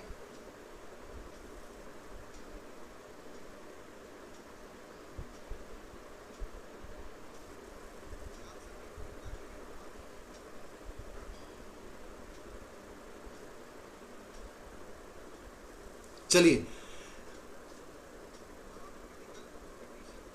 रेक्टेंगुलर क्रॉस सेक्शन पे हम चलते हैं क्रिटिकल फ्लो कंडीशन के लिए। अगर रेक्टेंगुलर चैनल है, अब क्या करना है बेटा, बात को समझना। वो जो Q1 स्क्वायर बाय जी बराबर A cube by T condition थी वो क्रिटिकल फ्लो कंडीशन है, ठीक है, बट वो सभी चैनल के लिए। अब हम क्या करेंगे, रेक्टेंगल, ट्राइंगल, पैराबोला, ट्रेपेजॉइड, सबके लिए अलग अलग कंडीशन ऑब्टेन करेंगे और वहाँ से भी क्वेश्चन पूछने को मिलता है। फोकस करेंगे, मैथमेटिक्स समझना है, याद नहीं रखना, याद वो रखना है जो मैं फाइनली बताऊंगा। सिर्फ हमें ध्यान से समझना है। मैथमेटिक्स एकदम सिंपल तरीके से आपको समझ में आएगा, सिस्टेमेटिक मैनर में ही मैंने उसको करा है, ठीक। अब हमारे पास इक्वेशन क्या है, ई बराबर वाई प्लस क्या टर्म थी, क्यू स्क्वायर अपॉन 2g, और क्या था यहाँ पर एरिया का स्क्वायर, तो वो क्या बन गया, बी स्क्वायर वाई स्क्वायर। देखो बीच बीच में अगर सो जाओगे, ध्यान नहीं लगाओगे, आपके पास में मोबाइल है, आप घर में बैठे, कहाँ बैठे मुझे नहीं पता, आसपास लोग घूम रहे होंगे, डिस्ट्रैक्शन आपको हो रहा होगा, ये आपको अश्योर करना है कि जब भी हमारा लेक्चर रहे, हम अगर 2 घंटे पढ़ रहे हैं, 3 घंटे पढ़ रहे हैं, 1 घंटे पढ़ रहे हैं, दिन में कभी भी हम टाइम निकाल के जब भी हमारी क्लास होती है, आगे भी सब्जेक्ट्स की और अभी भी हो रही है, तो आसपास घर में हम बैठे कई सारे डिस्ट्रैक्शन होंगे, तो उन सभी डिस्ट्रैक्शन को अवॉइड करना है और एक आइसोलेट रूम में आके क्लास को समझना है। वरना क्या होगा, जैसे मैंने बोला कि भैया ई बराबर वाई प्लस ये इतना आ गया, अब वो हम पहले समझ के आए थे, तो आधे बैठेंगे ये पता नहीं कहाँ से क्वेश्चन आ गए सर, एक बार और ये बता दो, तो उसका कारण से भैया कोई आपने फोकस माइंड से उसको ध्यान से समझा नहीं है। इसलिए एकदम बिल्कुल आइसोलेट रूम में होकर एकदम पीस जहाँ हो वहाँ पर आप उसको ध्यान से बैठ के पढ़ें। 2 घंटे पढ़ने पर 2 घंटे बिल्कुल मक्कारी नहीं होनी चाहिए, टाइम का पूरा यूटिलाइजेशन होना बहुत ज़रूरी है। तो यहाँ से हम बोल सकते हैं, अब देखिए जो आपका ये Q है और ये B है, तो जो डिस्चार्ज अपॉन विड्थ के रेशियो को हम बोल देते हैं डिस्चार्ज पर यूनिट विड्थ, इकाई चौड़ाई में कितना डिस्चार्ज हो रहा है उसको मैंने स्मॉल q बोल दिया, टर्म ले ली मैंने। तो E बराबर कितना बन गया, y प्लस स्मॉल q का square upon 2g Y square, ठीक है। अब यहाँ पर मैं E को डिफरेंशिएट करूंगा y के रिस्पेक्ट में, क्यों कर रहा हूँ, क्योंकि मुझे क्या करना है, रेक्टेंगुलर चैनल के लिए क्रिटिकल फ्लो कंडीशन पता करनी कि रेक्टेंगल चैनल में कब क्रिटिकल फ्लो का। अब क्रिटिकल फ्लो का मतलब क्या है, जहाँ पे एनर्जी सबसे मिनिमम हो, तो हम एनर्जी की इक्वेशन को y के रिस्पेक्ट में डिफरेंशिएट करेंगे और उसको 0 से इक्वेट कर देंगे, तो वो बन जाएगा आपका 1 माइनस और कितना हो गया q का स्क्वायर और 2g, और यहाँ पर 2g और y स्क्वायर का डिफरेंशिएशन कितना होगा, माइनस ऊपर 2 के अपॉन में वाई क्यूब, तो वो 2 से 2 कट गया और बचा क्यू स्क्वायर अपॉन जी वाई क्यूब बराबर 0। तो यहाँ पर टर्म आ गई आपका क्यू स्क्वायर बाय जी बराबर वाई सी क्यूब, ये टर्म यहाँ पर निकल के आ गई। तो हम बोल सकते हैं कि आपका जो ये वाई सी क्यूब है बराबर कितना हो गया, Q square by G, Y C बराबर ये जो टर्म है बन जाएगा आपका क्यू स्क्वायर बाय जी की होल पावर 1/3 भी इसको बोल सकते हैं। तो ये आपको फाइनल कंडीशन ध्यान रखनी क्रिटिकल डेप्थ की, ये क्रिटिकल डेप्थ का फॉर्मूला हो जाएगा डिस्चार्ज के टर्म में, यहाँ से कोई न्यूमेरिकल भी पूछे जाते हैं, तो इस इक्वेशन को ध्यान से याद रखें। ये हो गई हमारी पहली कंडीशन जो हमें रेक्टेंगल फ्लो के लिए, रेक्टेंगल चैनल के लिए ध्यान रखनी है, critical flow condition, Y C cube बराबर क्यू स्क्वायर बाय जी या वाई सी बराबर क्यू स्क्वायर बाय जी की होल पावर 1/3। अगला है अब ई मिनिमम बराबर वाई सी plus Q square upon 2g Y C square, ये हमारे पास टर्म थी। तो ई मिनिमम मतलब अब क्या कर रहे हैं, हमारे पास एनर्जी की क्वेश्चन क्या थी, y plus Q square upon 2g Y square. अब हम जहाँ जहाँ y है वहाँ वाई सी रख देते हैं, यानी क्रिटिकल डेप्थ। तो एनर्जी जो थी वो कितनी हो जाएगी, मिनिमम एनर्जी, क्रिटिकल डेप्थ पर जो एनर्जी होती है वो कौन सी होती है, मिनिमम एनर्जी। तो अब हम ई मिनिमम का एक्सप्रेशन निकालने जा रहे हैं। तो ई मिनिमम बराबर कितना होगा, पहले हमने किसका निकाला, क्रिटिकल डेप्थ का। अब हम क्या कर रहे हैं, एनर्जी में, एनर्जी की क्वेश्चन है y plus Q square upon 2g Y square, जहाँ जहाँ y वहाँ पे वाई सी, तो ई जो है वो मिनिमम होगा, तो वो ई मिनिमम बन गया। ई मिनिमम कितना हो गया, वाई सी प्लस, अब देखिए क्यू स्क्वायर बाई 2g जो था उसकी वैल्यू कितनी थी हमारी क्रिटिकल में, वाई सी क्यूब, तो Y C cube upon 2 Y C square, वो उससे कैंसल आउट हो जाएगा, वाई सी स्क्वायर से इसका एक पावर चढ़ जाएगा, तो ये बचेगा आपका y C plus y c by 2 यानी हाफ वाई सी। तो आपका ई मिनिमम जो है वो कितना हो जाएगा, 1.5 वाई सी। ये हो गई हमारी दूसरी कंडीशन जो हमें ध्यान रखनी है कि भैया critical flow condition rectangular channel में आपका जो वाई सी क्यूब है वो क्यू स्क्वायर बाई जी होगा। दूसरी बात, ई मिनिमम जो होगा वो वाई सी का 1.5 टाइम्स होगा, यानी 1.5 गुना होगा। अब अगर यहाँ से मैं वी सी निकालूँ, क्रिटिकल वेलोसिटी कितनी होगी, क्रिटिकल वेलोसिटी निकालना है, ये भी इंपॉर्टेंट है, ध्यान रखिएगा। तो डिस्चार्ज के अपॉन में area a c, q upon area कितना हो जाएगा रेक्टेंगल के लिए, बी इंटू वाई सी। ठीक, अब Q upon capital Q upon B कितना, small Q, discharge per unit width upon Y C. Q की वैल्यू कितनी है हमें पता है, Q square by G equal to Y C cube, Q square by G equal to Y C cube. तो Q बराबर कितना होगा, under root G Y C का होल क्यूब। यहाँ पे जब सिंप्लीफाई करेंगे तो ये इससे क्या हो जाएगा, वाई सी का स्क्वायर एक बाहर आएगा, वाई सी बचेगा, अंदर सिर्फ वाई सी बच जाएगा, तो वो हो जाएगा वी सी बराबर अंडर रूट जी वाई सी। ये हो जाएगी हमारी यहाँ पर थर्ड कंडीशन, ये हमें इसमें ध्यान रखना है। नेक्स्ट, डेटम हेड, अगर हम यहाँ से देखें, अभी जो ई मिनिमम था, आप एक काम करें, इस ई मिनिमम को देखें, तो जो ई मिनिमम की इक्वेशन है वो कितनी है, 1.5 वाई सी है, मतलब एक तो कितना है, एक तो वाई सी है और साथ में एक कितना है आपका वाई सी का हाफ, इस तरह से बोल सकता हूँ। अब आप जानते हो ये कौन सी एनर्जी है, स्पेसिफिक एनर्जी है। स्पेसिफिक एनर्जी में एक टर्म कौन सी होती है, डेटम की, और एक किसकी होती है, काइनेटिक की। तो मैं बोल सकता हूँ कि डेटम हेड कितना हो गया रेक्टेंगल चैनल में क्रिटिकल कंडीशन में, वाई सी, ऑब्वियस सी बात है, डेप्थ ही डेटम एनर्जी होगी, तो वो तो वाई सी हो गया। काइनेटिक हेड कितना हो गया, वाई सी बाय 2, और जो क्रिटिकल एनर्जी है, मिनिमम एनर्जी है, वो कितना हो गया, 3/2 वाई सी। ये रिलेशन हमें यहाँ ध्यान रखना है। मतलब हमें कितनी बातें ध्यान रखनी है, रेक्टेंगल किसी भी चैनल के लिए कंडीशन क्या, critical flow condition Q square by G बराबर ए क्यूब बाई टी। फिर हम रेक्टेंगल में गए तो रेक्टेंगल में कंडीशन क्या मिली जो हमें ध्यान रखनी है, वाई सी का क्यूब बराबर क्यू स्क्वायर बाई जी, ये पहला पॉइंट। दूसरा, क्रिटिकल एनर्जी कितनी है, वाई सी का 1.5 गुना। तीसरी बात, डेटम हेड कितना है, वाई सी। तीसरा, काइनेटिक हेड कितना हो गया आपका, डेटम हेड का हाफ। अगला पॉइंट, क्रिटिकल एनर्जी कितनी होगी, अंडर रूट जी वाई सी। बस इतनी बातें हमें इसमें ध्यान रखनी। आई होप आपको ये वाला पॉइंट समझ में आया होगा। अगर सभी स्टूडेंट को ये जो अभी हमने रेक्टेंगल चैनल के लिए जो कंडीशन ऑब्टेन करी, क्रिटिकल फ्लो कंडीशन, अगर समझ में आई हो तो मुझे आपका यहाँ पे रिस्पॉन्स इंडिकेट करें।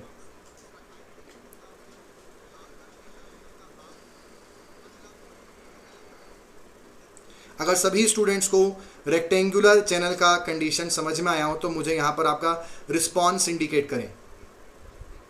नेक्स्ट जो अब हम चैनल समझने जा रहे हैं वो है, हम ट्रायंगुलर चैनल की कंडीशंस को ले रहे हैं।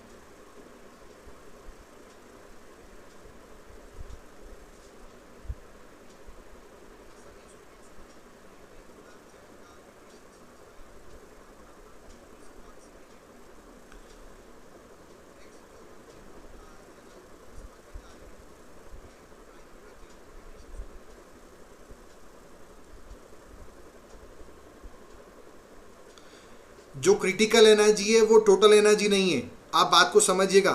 सुवी का जो यहाँ पर डाउट है तो आप उसको समझिए।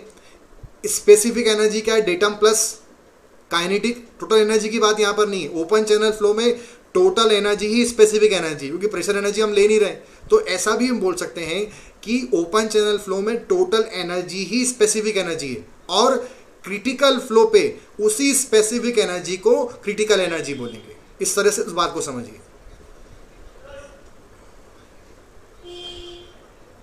चलिए, तो अब हम ट्रायंगुलर चैनल के लिए समझने जा रहे हैं। मैंने आपको थोड़ा सा 2 मिनट का यहाँ पर ब्रेक दिया आपके माइंड को थोड़ा सा स्टेबल होने के लिए। वापस से फटाफट अब हम ट्रायंगुलर चैनल के लिए समझने जा रहे हैं। वापस से आपको मैथमेटिक्स में अपना दिमाग लगाना है, फोकस ब्रेक नहीं होना चाहिए। 2 मिनट का ब्रेक मैंने आपको यहाँ दे दिया था। आगे बढ़ेंगे। अब हमारे पास एक ट्रायंगुलर चैनल है। इस ट्रायंगुलर चैनल में ये जो एंगल है हमने कितना मान लिया, y मान लिया। जो साइड स्लोप है वो कितना मान लिया, 1:m मान लिया। ठीक, ये 1:m है। तो आप बताओ, अगर 1:m का मतलब है एक वर्टिकल तो m हॉरिजॉन्टल, तो भैया अगर y वर्टिकल है तो फिर भैया बताओ कि हॉरिजॉन्टल कितना हो जाएगा, my। और अगर ये भी my तो फिर ये वाला कितना हो जाएगा, my। अब my और my तो टॉप विड्थ कितना हो गया, 2my। ठीक है, और एरिया कैसे निकालोगे, ट्राइंगल का एरिया निकालना आपको आता है सभी को, हाफ इंटू बेस, बेस कितना है 2my, और इंटू एल्टीट्यूड या परपेंडिकुलर, तो वो कितना है y। तो ये 2 से 2 कैंसिल हो जाएगा। इनको इतनी बातों को ध्यान रखिएगा। आप चलते हैं समझने। तो एरिया बराबर कितना हो गया, देखो my स्क्वायर, टॉप विड्थ कितना हो गया 2my। अब ध्यान से, कंडीशन क्या है, मैंने क्या बोला, क्रिटिकल फ्लो कंडीशन क्या थी किसी भी चैनल के लिए, क्यू स्क्वायर बाई जी बराबर ए क्यूब बाई टी थी ये कंडीशन, यानी Q square by G T C upon A C का क्यूब बराबर 1। तो क्यू स्क्वायर बाई जी बराबर कितना हो गया, ए सी क्यूब बाई टी सी।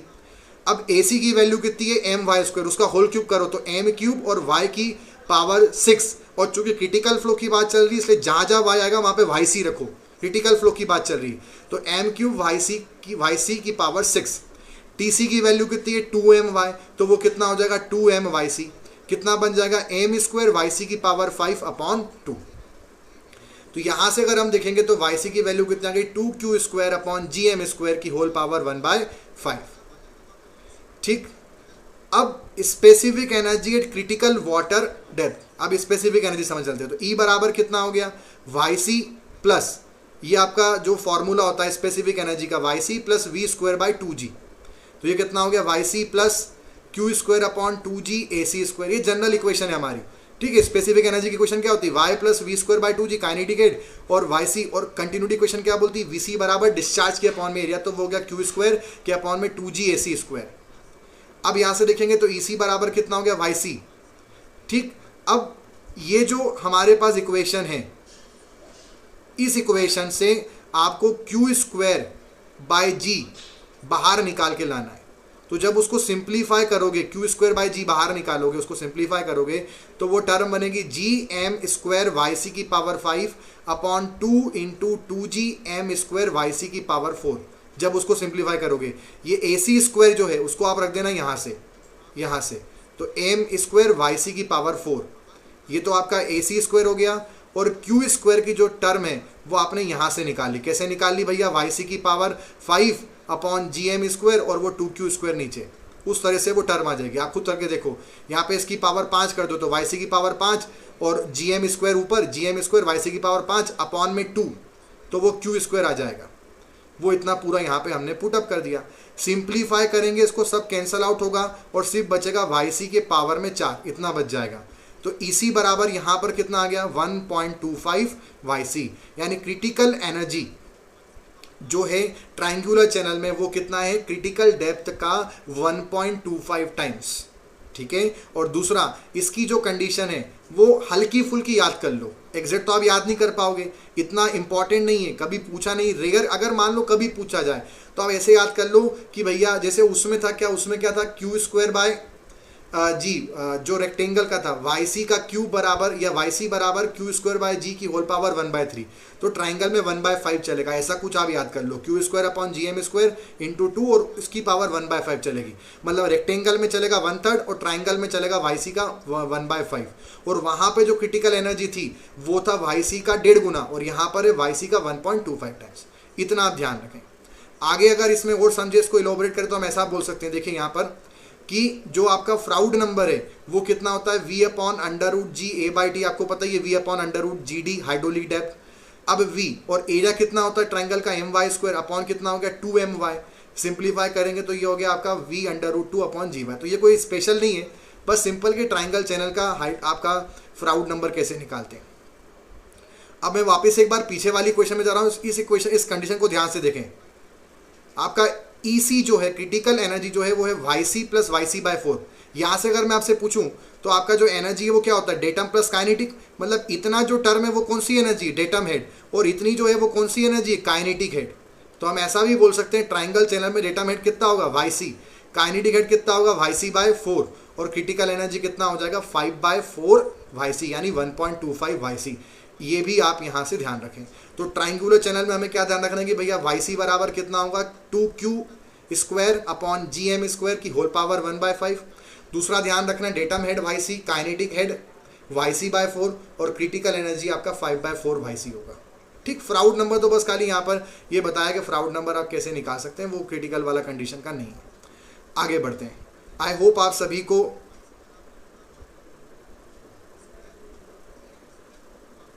समझ में आया होगा। ओपन चैनल फ्लो के अंदर हम क्रिटिकल फ्लो कंडीशन को देख रहे हैं। यहाँ पे अदील अहमद का डाउट है कि सर ये यूनिवर्सिटी लेवल है, यूनिवर्सिटी, ये यूनिवर्सिटी लेवल नहीं, यूनिवर्सिटी से भी टॉप मोस्ट लेवल का, उससे भी ऊपर लेवल का है। एसएससी जेई लेवल का। यूनिवर्सिटी तो आपने पहले करी थी ना, उसके बाद आप एसएससी जेई कर रहे हो, तो ये उससे भी ऊपर लेवल का ओपन चैनल फ्लो है।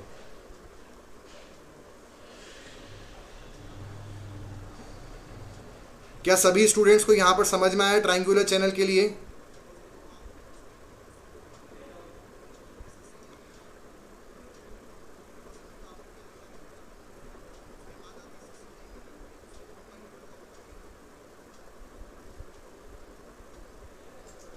चलिए नेक्स्ट अब हम समझने जा रहे हैं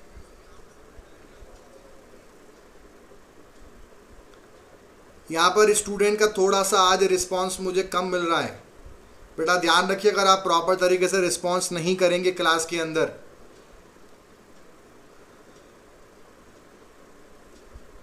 आपको फिर मेरा कॉन्सेप्ट पता ही है, क्लास में अगर रिस्पांस नहीं आता है तो फिर आप सभी को पता है, जितने भी जो स्टूडेंट्स यहाँ पर भोपाल, इंदौर, जबलपुर सभी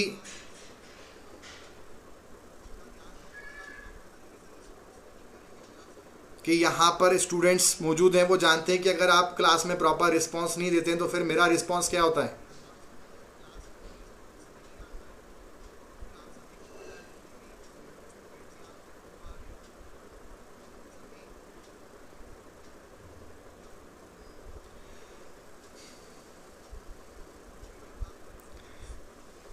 चलिए,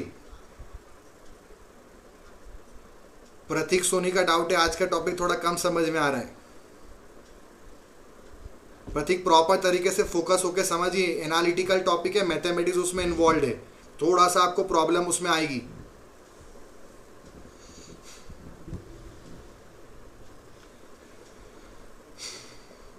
पैराबोलिक चैनल सेक्शन के लिए हम स्टार्ट करते हैं। फॉर ए चैनल ऑफ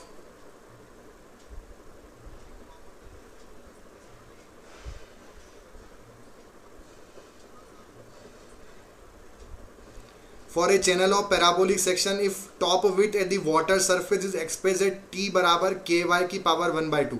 मतलब अगर पैराबोलिक चैनल है, ठीक, पैराबोलिक मतलब इस प्रकार से कुछ चैनल है और ये जो इसका डेप्थ है किसी भी पॉइंट पर, सपोज मान लो जैसे ये y है, तो हम ये मान लेते हैं कि जो टॉप विड्थ है वो कुछ y का फंक्शन है, y की पावर 1/2।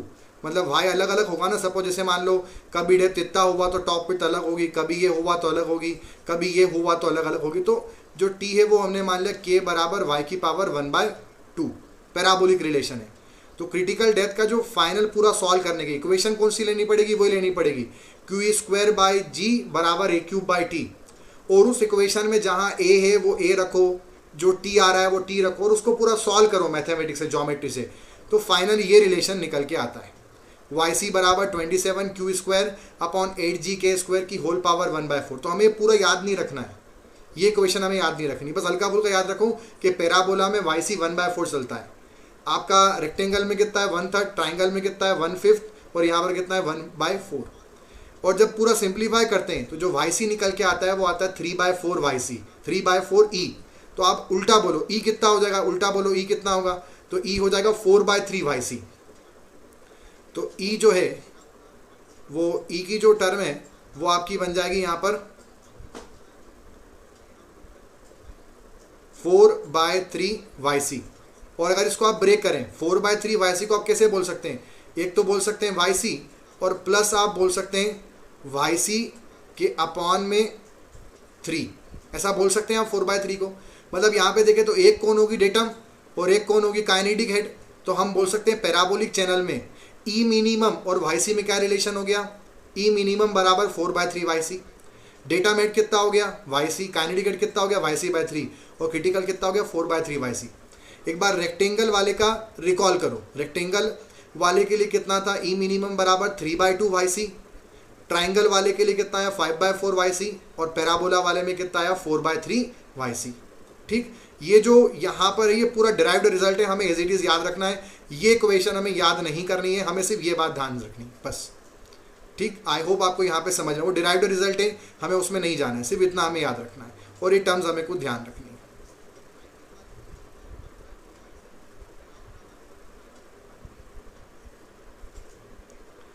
नेक्स्ट है ट्रेपेजॉइडल चैनल सेक्शन। इसमें भी देखिए ट्रेपेजॉइडल चैनल सेक्शन के अंदर क्या है, इक्वेशन वही लेंगे, क्रिटिकल कंडीशन ऑब्टेन करने के लिए कंडीशन वही लेंगे, क्यू स्क्वायर बाई जी बराबर ए क्यू बाई टी। बट उसमें क्या है, वो जो ए है वो आपका साइड स्लोप पर, विड्थ पर, सब पे डिपेंड करेगा, जो टॉप विड्थ है वो भी सब पे डिपेंड करेगा। तो यहाँ पे वेरिएबल बहुत सारे हैं, साइड स्लोप भी वेरिएबल है, डेप्थ भी है। हम एक पर्टिकुलर फाइनल कोई जनरलाइज एक्सप्रेशन नहीं निकाल पाएंगे। तो बस खाली इतना समझना है कैसे ऐसा करते हैं, इसका कोई फिक्स्ड रिजल्ट नहीं है, क्यों नहीं है वो भी यहाँ बता रहे हैं। For a channel of trapezoidal section no explicit expression for y can be obtained, क्योंकि बहुत सारे वेरिएबल है, साइड स्लोप नहीं पता है, डेप्थ कितनी है, तो सब यहाँ पे वेरिएबल होगा। But the following expression in terms of dimensionless parameter may be developed, एक जनरल टर्म हम बना सकते हैं बस। जैसे वहां पे सब में कुछ जनरल, हमारे पास एक पर्टिकुलर, क्योंकि वहां पे सिर्फ क्या था, वाई ही था बस, एरिया भी वाई का फंक्शन, टॉप विड्थ भी वाई का फंक्शन। यहाँ पर ऐसा नहीं है, यहाँ पर एरिया साइड स्लोप यानी 1:n और डेप्थ दोनों का फंक्शन है, टॉप विड्थ भी 1:n साइड स्लोप और डेप्थ का फंक्शन है। तो दो वेरिएबल हो जाएंगे, तो आपका वाई और एक आपका साइड स्लोप, तो उससे आप फाइनल किसी एक्सप्रेशन पर नहीं, नतीजे पर नहीं पहुंच पाएंगे। इसलिए सिर्फ यहाँ पर ये एक्सप्रेशन समझना है, इसका कोई रिजल्ट ऐसा नहीं है जो याद रखते हैं। ट्रेपेजॉइडल चैनल सेक्शन पर क्रिटिकल कंडीशन के लिए कोई न्यूमेरिकल पूछा जाए तो आपको सिर्फ वही क्वेश्चन लगानी है जो बताई थी। कोई भी सेक्शन हो, क्रिटिकल कंडीशन है और आपको पूछा है क्यू स्क्वायर बाई जी बराबर ए क्यूब बाई टी, तो रेक्टेंगल में, ट्राइंगल में, पैराबोला में तो स्टैंडर्ड रिजल्ट है, बट ट्रेपेजॉइडल में स्टैंडर्ड रिजल्ट नहीं है। यहाँ पर न्यूमेरिकल अगर आता है कन्वेंशनल एग्जाम में तो क्यू स्क्वायर बाई जी बराबर ए क्यूब बाई टी से ही प्रोसीड करना रहेगा, क्योंकि उस क्वेश्चन में, न्यूमेरिकल क्वेश्चन में, न्यूमेरिकल प्रॉब्लम में वहाँ पे साइड स्लोप गिवन होगा, तो हम उसके अकॉर्डिंग वहाँ पे वर्कआउट कर सकते हैं। Thus, for each channel section of bottom width B, side slope Z horizontal to 1 vertical, we have Q square, ये वही कंडीशन है, पूरा इसको लिख दिया है बस इस तरह से, Q स्क्वायर बाई जी बराबर वो ए क्यूब बाई टी ही पूरा लिखा हुआ है तरीके से, और ये फाइनल जो टर्म बनी वो बनी ई जेड बराबर दी इस तरह। तो ये ना तो ये याद करनी ना ये याद करनी, बस जो मैंने आपको अभी बात बोली थी उतनी बात बस आपको समझनी है कि ट्रेपेजॉइडल चैनल सेक्शन को सिर्फ समझना था यहाँ पर, कि ये समझना था कि इसका कोई एक्सप्रेशन नहीं है ऐसा जो आपको याद रखना है, ना जो आपसे एमसीक्यू में ऑब्जेक्टिव क्वेश्चन टाइप पूछा जाएगा। ट्रेपेजॉइडल चैनल सेक्शन पे न्यूमेरिकल आ सकता है कन्वेंशनल एग्जाम में, और उसके लिए सिर्फ एक ही ब्रह्मास्त्र याद रखना है, क्यू स्क्वायर बाई जी बराबर ए क्यूब बाई टी, बात खत्म हो जाती है। आई होप आप सभी को कांस्टेंट डिस्चार्ज पर एनर्जी और डेप्थ के बीच के रिलेशन समझ में आया होगा। मैंने यहाँ पर रेक्टेंगल, ट्राइंगल, पैराबोला और ट्रेपेजॉइडल चैनल सेक्शन के लिए हमने कंडीशन डिराइव करी है। नेक्स्ट अब हम समझने जा रहे हैं discharge depth curve. Discharge depth curve के अंदर अब हम यहाँ पर क्या देखेंगे, डिस्चार्ज डेप्थ कर्व के अंदर आपको बताया था स्टार्टिंग में एनर्जी, डेप्थ और डिस्चार्ज तीन वेरिएबल थे। पहले जब हमने समझा तो वहाँ पर डिस्चार्ज कांस्टेंट करा और एनर्जी डेप्थ में संबंध देखे। अब हम इस बार एनर्जी कांस्टेंट करेंगे और डिस्चार्ज और डेप्थ में संबंध देखेंगे। तो देखिए यहाँ पर अब उल्टा हो रहा है, वो जो टॉपिक था वो पहला पार्ट खत्म हो गया। डिस्चार्ज कांस्टेंट मानो, एनर्जी का डेप्थ में संबंध समझो। अब हम उल्टा कर रहे हैं, एनर्जी कांस्टेंट मानो, एनर्जी फिक्स्ड मान लो कि इतनी एक पर्टिकुलर फ्लो की एनर्जी है, और उसमें अब हम यहाँ पर एनर्जी जो कांस्टेंट है तो अब डेप्थ और डिस्चार्ज के बीच में हम रिलेशन देखेंगे। तो for a given specific energy E1 बराबर कांस्टेंट, तो E बराबर कितना होगा y plus we square by 2g, और v कितना होता है डिस्चार्ज के अपॉन में एरिया, तो हो जाएगा q square upon 2g a square. I hope आपको ये समझ में आया होगा। अब यहाँ से मैं q और E1 और y में संबंध स्थापित करूंगा, तो इक्वेशन फाइनली सॉल्व करने पर इसको उधर कर दो तो ये हो जाएगा आपका E1 माइनस वाई और 2g उस तरफ, तो बन जाएगा q बराबर a। तो इसी इक्वेशन से हमने ये बना लिया, तो q बराबर a under root 2g E1 minus y. अब अगर मैं इस ग्राफ को प्लॉट करूंगा यहाँ पर, तो ये ग्राफ ऐसा बनेगा, यहाँ पर है आपकी एक पर्टिकुलर डेप्थ, यहाँ पर है आपका डिस्चार्ज। इससे ये समझ में आ रहा है, इससे आप इसको समझिए कि मतलब जैसे जैसे आपकी ये जो डेप्थ है, ये डेप्थ है, जैसे जैसे आपकी डेप्थ बढ़ेगी, आप डेप्थ बढ़ाते जाओगे, तो शुरुआत में क्या कुछ थोड़ी बहुत एनर्जी होती है पानी के पास में, फ्लो के पास में, फ्लूइड के पास में एनर्जी होगी। तो जब आप एक पर्टिकुलर डेप्थ तक, एक पर्टिकुलर ऐसी डेप्थ होगी जिस तक अगर आप डेप्थ अपनी बढ़ाते जाओगे बढ़ाते जाओगे बढ़ाते जाओगे, तो जो आपका डिस्चार्ज है वो क्या होगा, बढ़ते जाएगा। ठीक है, थोड़ा सा बढ़ेगा यहाँ पर, इतनी हमारे पास एनर्जी है कि अगर आप डेप्थ बढ़ाते जाओगे तो आपको डिस्चार्ज भी क्या है देखने को, डिस्चार्ज भी बढ़ते जा रहा है। ठीक, अब यहाँ पे समझना सर ऐसा कैसे हो रहा है, सर ये यहाँ पे तो डेप्थ बढ़ रहा है, अब सर डेप्थ बढ़ रहा है तो वो तो सर एनर्जी में से कम हो रहा है, तो सर क्यू तो कम होना चाहिए। पर बेटा आप बात समझो ना, ये जो एरिया आगे बैठा हुआ है ये भी तो डेप्थ का फंक्शन है। तो एक जब शुरुआत में आप डेप्थ बढ़ाते जाओगे YC तक तो ये इफेक्ट ज़्यादा देगा और जो अंदर माइनस कर रहा है वो कम इफेक्ट देगा, तो ओवरऑल डिस्चार्ज बढ़ेगा। ठीक है, तो यहाँ पर जब हम YC तक जाएंगे और जैसे जैसे डेप्थ बढ़ाएंगे तो आपका जो डिस्चार्ज है वो बढ़ता जाएगा और हम एक सर्टेन लेवल तक पहुँच जाएंगे। उसके बाद जैसे अब आप और डेप्थ बढ़ाओगे तो अब फिर ये वाला जो टर्म है ये और ज़्यादा होने लग जाएगा और ये फिर हमारी एनर्जी को क्या करेगा, कम करेगा और उससे हमारा ओवरऑल डिस्चार्ज अब कम होने लग जाएगा। तो अब अगर हम यहाँ पे देखेंगे तो अब इस पॉइंट के बाद जब हम और बढ़ाएंगे तो फिर वो धीरे धीरे अब आपका डिस्चार्ज कम होने लग जाएगा। और जीरो कब हो जाएगा, जब सपोज जैसे मान लो कि आपका वाई है, जो वाई यानी जो डेटा में एनर्जी है वो टोटल इवन एनर्जी जो जितनी हमारे पास एनर्जी थी उसके बराबर हो गया तो आपका डिस्चार्ज कितना हो जाएगा, यहाँ पे जीरो हो जाएगा। ठीक है, ऑब्वियस सी बात है, जब आपका वाई का मतलब क्या, डेटा में एनर्जी, जब जितनी हमारे पास ऊर्जा थी, सपोज मान लो 100 जूल की एनर्जी थी, E1 मान लो 100 जूल थी, तो अब 100 जूल की 100 जूल ही पूरी डेटम हो गई, मतलब पानी रुक गया, पानी खड़ा हो गया हाइट पर 100 जूल में। ठीक है, तो आपका जब डेटम एनर्जी ही पूरा E1 हो गया तो काइनेटिक एनर्जी कितनी हुई, जीरो। काइनेटिक एनर्जी जीरो हुई मतलब पानी रुक गया, और पानी रुक गया मतलब डिस्चार्ज जीरो हो गया। ये वो डैम वाली कंडीशन है कि डैम के आगे जब पानी होगा तो वहां पर क्या होगा, जब आपका पानी चल के आ रहा है किसी नहर में, यहाँ आगे डैम है और इसे पानी चल के आ रहा है, तो शुरुआत में आपका वहाँ पे जब धीरे धीरे वो डेप्थ ऐसे बढ़ेगी तो आपका डिस्चार्ज क्या होगा, बढ़ेगा। फिर एक पॉइंट के बाद अब जैसे डेप्थ बढ़ेगी तो फिर आपका धीरे धीरे डिस्चार्ज कम होने लग जाएगा। तो ये इसको यहाँ पे बता रहा है, और ये भी बता रहा है कि जब आपका यहाँ पर आप नीचे हो, ये जो डेप्थ है जहाँ पर आपको मैक्सिमम डिस्चार्ज देखने को मिल रहा है यही हमारा क्रिटिकल डेप्थ है और इस पर ही हमें मैक्सिमम डिस्चार्ज देखने को मिल रहा है। अगर हम उससे कम रहेंगे तो हमारी डेप्थ कम होगी, ठीक, काइनेटिक एनर्जी ज़्यादा होगी और वो सुपर क्रिटिकल होगा। और अगर हम उससे ऊपर रहेंगे तो हमारी जो डेप्थ है वो आपकी ज़्यादा हो जाएगी, काइनेटिक एनर्जी कम हो जाएगी और हमारा फ्लो कहलाएगा सब क्रिटिकल। मतलब हम यहाँ से ये भी बोल सकते हैं, जैसे अभी हमने समझा था कि क्रिटिकल कंडीशन पे, क्रिटिकल डेप्थ पर एनर्जी मिनिमम होती है, तो हम ये भी बोल सकते हैं वहाँ पे डिस्चार्ज भी क्या देखने को मिला, मैक्सिमम। ये हमें इस ग्राफ से समझ में आया। तो हम यहाँ से बोल सकते हैं the condition for maximum discharge can be obtain. कैसे इसको ऑब्टेन करेंगे वो समझते हैं। ये जो हमारे पास इक्वेशन है यहाँ पर E बराबर A√2G E1 माइनस वाई, इसको हम डिफ्रेंशिएट करेंगे वाई के रिस्पेक्ट में। क्यों कर रहे हैं, हमें ये देखना है कि कौन सा वो डेप्थ है जिस पर डिस्चार्ज मैक्सिमम देखने को मिलता है। तो मैक्सिमा कंडीशन पता करनी तो डिस्चार्ज को वाई के रिस्पेक्ट में डिफरेंशिएट करेंगे। E1 को, G को और A को हम यहाँ पे कांस्टेंट मान के चलेंगे। चलिए आगे बढ़ते हैं।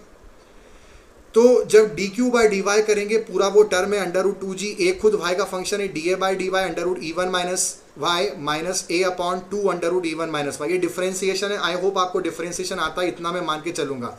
मैं आपको यहाँ पे डिफरेंशिएशन ओपन चैनल फ्लो के अंदर नहीं समझा सकता। आगे बढ़ेंगे तो आपका ये जो सिंप्लीफाई करेंगे, अब मैक्सिमा कंडीशन तो dQ/dy जीरो के हवाले हो जाएगा। इसको जब पूरे को सिंप्लीफाई करेंगे तो dA/dy √E1 minus y A/2 √E1 minus y। तो जो dA/dy वो आपको पता है A बराबर कितना होता है, A बराबर होता है आपका B into y, top width into y. तो dA/dy कितना होगा, सिर्फ B या फिर टॉप विथ। और Q/A जो है वो कितना था, √2G/E1 माइनस y। इसको पूरा जब हम सिंप्लीफाई करेंगे तो फाइनल टर्म बनेगी Q²/2GA² E1 माइनस y। ये फाइनल टर्म बनेगी इसको सॉल्व करने के बाद। फिर यहाँ पे रखेंगे तो ये हो गया आपका T dy/dy into 2 E1 minus y बराबर A।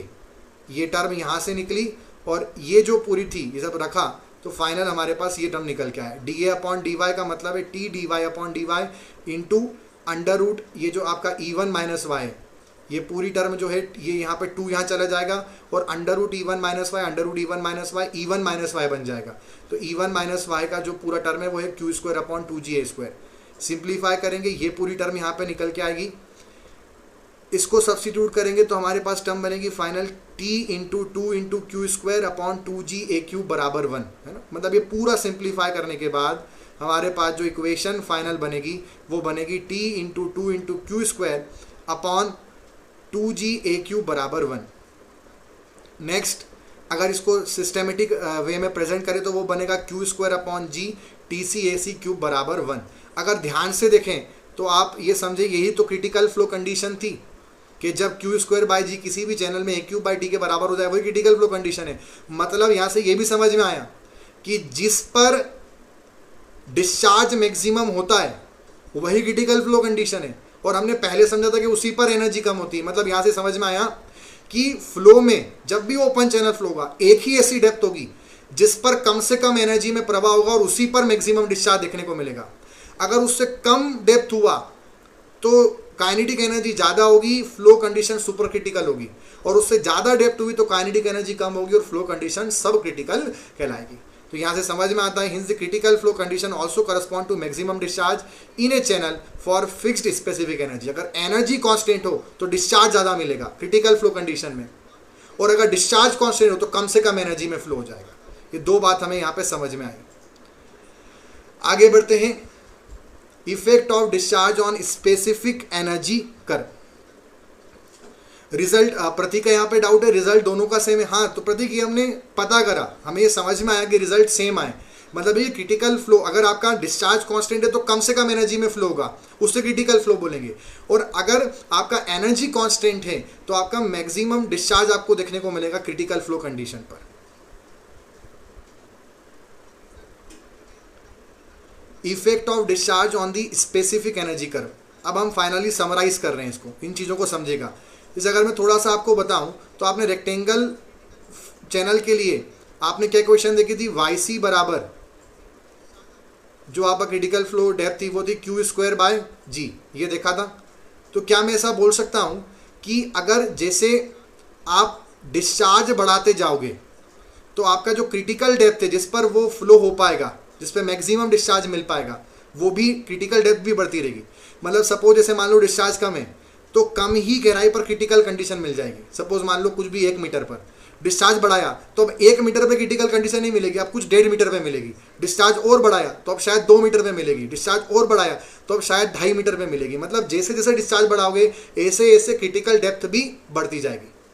तो हम यहाँ पर देखें कि सपोज मान लो जो हमारा वो ग्राफ था पहले वाला, ये जो हमारा जो कर्व है, मैं कर्व को ध्यान से देखना, मैं यहाँ पे इंडिकेट कर रहा हूँ। हमारा मान लो सपोज कोई पर्टिकुलर फ्लो है वो कोई फलानी एनर्जी पे हो रहा है और जो डिस्चार्ज है वो कितना Q1 है, तो उसकी जो क्रिटिकल एनर्जी वो कितनी हुई हमारी YC।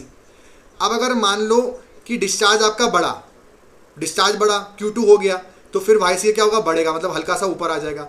और बढ़ा तो और बढ़ेगा, और बढ़ा तो और बढ़ेगा, धीरे धीरे आपका YC क्या है ऊपर ऊपर बढ़ते जाएगा। मतलब और कुछ थोड़ा हायर डेप्थ पर अब क्रिटिकल फ्लो देखने को मिलेगा।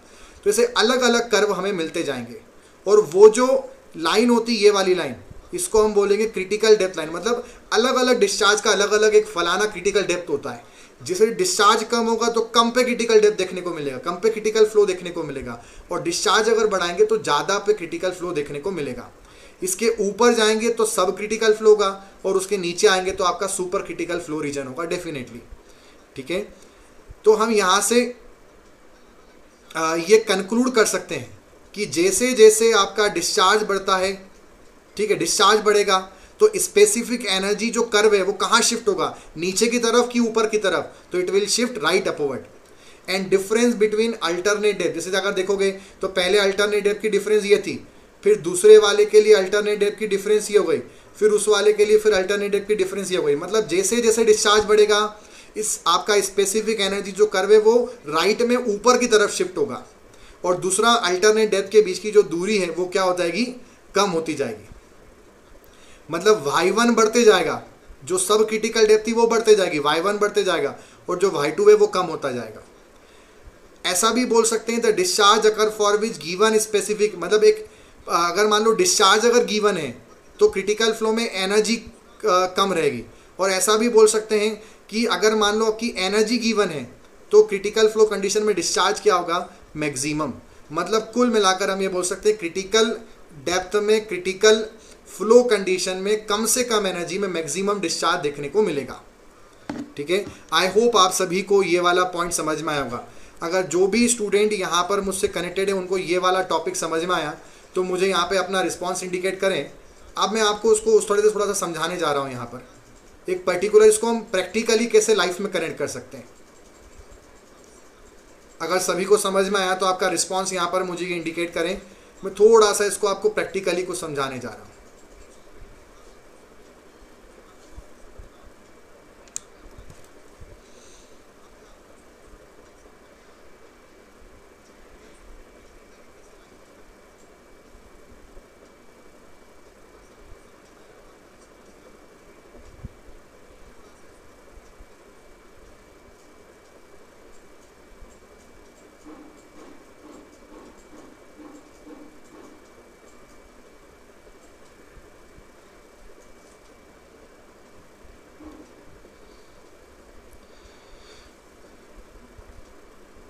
जितने भी आज स्टूडेंट्स हैं प्रॉपर तरीके से उनका फोकस नहीं है क्लास में, उतना रिस्पॉन्स नहीं है आज की क्लास में। चलिए, मुझे अपनी ड्यूटी करनी तो मैं वो कंप्लीट कर देता हूँ, आप अपनी ड्यूटी कंप्लीट कर दीजिए। आप इसको प्रैक्टिकली अब हम कनेक्ट करेंगे। देखिए, आप बात समझिए, जब भी सपोज मान लो कोई नदी है, अब नदी जब किसी हिली एरिया से आ रही है, समझना बात को, हिली एरिया से आ रही है, तो उसमें क्या होगा, जब वो उतरेगी तो आप खुद समझते हो उसकी जो वेलोसिटी है वो क्या रहेगी, बहुत ज़्यादा रहेगी, और जो उसकी डेप्थ है वो क्या रहेगी, कम होगी, और जो फ्लो होगा वो सुपर क्रिटिकल फ्लो कहलाएगा। बात को समझना, जब भी नदी ऐसे ऊपर से कोई गिरती है तो वो कम ही डेप्थ होती है और वेलोसिटी बहुत ज़्यादा होती है, और ऐसी कंडीशन सुपर क्रिटिकल कंडीशन कहलाती है। ठीक है, और यहाँ पर क्या होगा, जब वो तेज़ी से निकल रही होगी तो थोड़ा बहुत फ्रिक्शन होगा। ठीक है, फ्रिक्शन होगा, उसके बाद में वो जब तेजी से निकलेगी तो वो सतह को, चैनल बेड को, उसमें कुछ स्कूरिंग भी करेगी। स्कूरिंग करेगी तो ये बोल सकते हैं कि वहां पर एनर्जी का लॉसेस देखने को मिलेगा, टर्ब्यूलेंट फ्लो होगा, एडीज लॉसेस होंगे तो एनर्जी का लॉस देखने को मिलेगा। ठीक है, और लॉस होगा, कुछ ना कुछ पार्टिकल ट्रैप हो जाएंगे तो आपका मास फ्लो रेट कम होगा। और अगर फ्लो तेजी से आ रहा है, लॉसेस होंगे, मास फ्लो रेट कम होगा, तो हमें क्या मैक्सिमम डिस्चार्ज मिल सकता है? नहीं मिल सकता। तो सुपर क्रिटिकल फ्लो कंडीशन में मैक्सिमम डिस्चार्ज नहीं मिलेगा, एज सिंपल एज दैट। अगर हम यहाँ पर देखें कि जब कहीं से वो नदी आती है, बात समझना, कहीं से वो नदी आ रही है, आने के बाद वो कहीं पर आकर ऐसे इकट्ठी हो जाती है, तो पानी का जो फ्लो है, वो जो डेप्थ है वो बहुत बढ़ जाता है, मतलब पानी लगभग रुकने की स्थिति में आ जाता है। जब ऐसी कंडीशन आ जाती है तो आपकी डेप्थ क्या हो जाती है, बहुत ज़्यादा, तो डेप्थ ज़्यादा हो जाती है। पर यहाँ पर अगर आप देखेंगे तो जो वेलोसिटी है वो क्या हो जाती है, कम हो जाती है। जब किसी समतल मैदान पे, प्लेन रीजन पर आकर पानी आपका इकट्ठा होने लग जाता है तो वहाँ पर आपकी डेप्थ बहुत ज़्यादा हो जाती है, पानी इकट्ठा हो जाता है, पर काइनेटिक एनर्जी क्या हो जाती है, कम हो जाती है। तो ऐसी कंडीशन को हम बोलते हैं सब क्रिटिकल कंडीशन। अब जब पानी धीरे धीरे शांत होने लगता है, वेलोसिटी कम हो रही है, वेलोसिटी कम हो रही है, सब क्रिटिकल फ्लो कंडीशन आ रही है, तो पानी जब रुकेगा तो वहाँ पे सिल्टिंग चालू होगी, सेडिमेंट्स सेटल होने लग जाएंगे। सेटल होंगे तो भी आपका कहीं ना कहीं जैसे आपका मास फ्लो रेट, डिस्चार्ज वगैरह, इन सब का नुकसान होगा, एनर्जी का नुकसान होगा धीरे धीरे, और ऐसे केस में भी आपको उतना डिस्चार्ज नहीं मिल पाएगा। यहाँ पे समझिएगा, मतलब यहाँ पर भी ड्राइव करने के लिए एनर्जी की रिक्वायरमेंट होगी, यहाँ पे भी चलने के लिए एनर्जी की रिक्वायरमेंट होगी। जब आप इमेजिन करें, जब भी कहीं पे सपोज आप दीवार से कोई पटिया लगा लें, उस पर इमेजिन करें, पानी आप डोलोगे तो ऐसे गिरेगा तो वो बिल्कुल चिपक के गिरेगा, और जैसे ही वो ज़मीन से टच होने वाला होगा, वो पटिया वो ज़मीन से टच होने वाला होगा, या सपोज मान लो किसी एलिवेटेड ग्राउंड से पानी आ रहा है, तो एक पर्टिकुलर पॉइंट बाद एक ऐसा जगह आएगी जहाँ पर पानी स्मूथली गिर जाएगा, मतलब ऐसे आने के बाद स्मूथली गिर जाएगा। वो जो कंडीशन होती है, उसी कंडीशन को क्रिटिकल फ्लो कंडीशन बोलते हैं। और उसी पर जो वहाँ पर वो पानी की डेप्थ होगी वो सुपर क्रिटिकल वाले से ज़्यादा होगी और सब क्रिटिकल वाले से क्या होगी, कम। और उसी पर हमें फ्राउड नंबर 1 मिलेगा, उसी पे वो जो कि वहाँ पे ऐसा ट्रांजिशन बन रहा है तो वहाँ पानी स्मूथली गिर जाएगा, अचानक धीरे से गिर जाएगा, कम से कम एनर्जी में गिर जाएगा, और मैक्सिमम डिस्चार्ज हमें सिर्फ वहीं पर देखने को मिलेगा। मतलब सुपर क्रिटिकल हुआ तो वहाँ पर स्कूरिंग के चांसेस होते हैं, सब क्रिटिकल हुआ तो सिल्टिंग के चांसेस होते हैं। In short, in super critical and सब critical there will always be some energy loss, there will be less discharge, but only at critical point, only at critical flow condition आपको कम से कम energy में maximum output, maximum discharge देखने को मिलेगा। यही इसका प्रैक्टिकल कॉन्सेप्ट है, यही इसका प्रैक्टिकल इम्प्लीकेशंस है। आई होप जो भी टॉपिक आज हमने समझा इसको आप अपने डेली लाइफ, प्रैक्टिकल लाइफ से भी कनेक्ट कर पाए होंगे। अगर सभी स्टूडेंट्स को जो मैंने यहाँ पर ऊपर थोड़ा सा हौच-पौच हो गया मैं मानता हूँ, बट अगर आप मेरा वो प्रैक्टिकल कॉन्सेप्ट समझ पाए तो आप वो क्रिटिकल और सब क्रिटिकल, सुपर क्रिटिकल कंडीशन क्या है वो क्लियर हुई होगी। अगर सभी स्टूडेंट को वो पॉइंट समझ में आया तो मुझे यहाँ पर इंडिकेट करें। अब हम स्टार्ट करने जा रहे हैं आज का क्विज।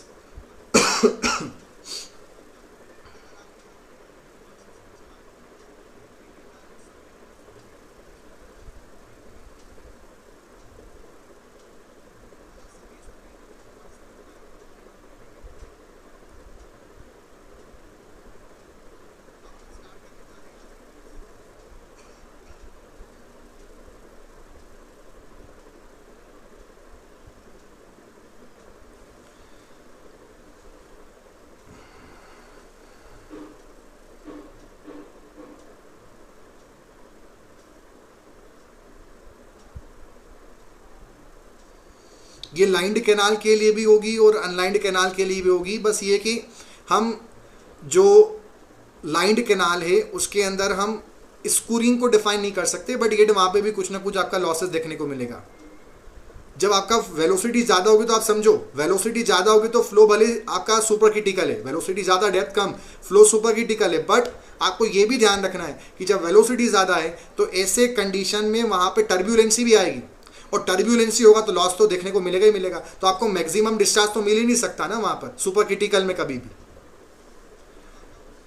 और अगर आपका डेप्थ ज़्यादा हो जाए, वेलोसिटी कम हो जाए, तो भले मैं मानता हूँ कि फ्लो लेमिनार हो जाएगा, बट आप समझो कि जब फ्लो ही कम हो गया तो भी डिस्चार्ज कम हो जाएगा। अगर सुपर क्रिटिकल है तो टर्ब्यूलेंसी लॉस करवाएगा, और सब क्रिटिकल है तो पानी इतना स्लो होगा कि डिस्चार्ज उतना मैक्सिमम मिल ही नहीं पाएगा। खाली क्रिटिकल डेप्थ ही, क्रिटिकल कंडीशन ही ऐसी कंडीशन होगी जहां पे कम से कम एनर्जी में मैक्सिमम डिस्चार्ज देखने को मिलेगा। E एंड HF में रिलेशन है, HF is the energy loss and E is the energy. E is the energy, और अगर E का आपका लॉस हो रहा है तो वो आपका HF हो जाएगा, energy loss.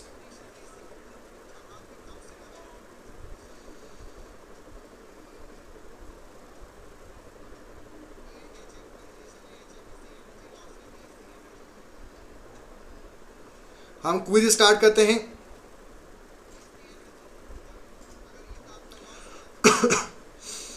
First question is, in A super critical open channel flow, if the depth of flow increases the specific energy. ध्यान से इसको समझिए।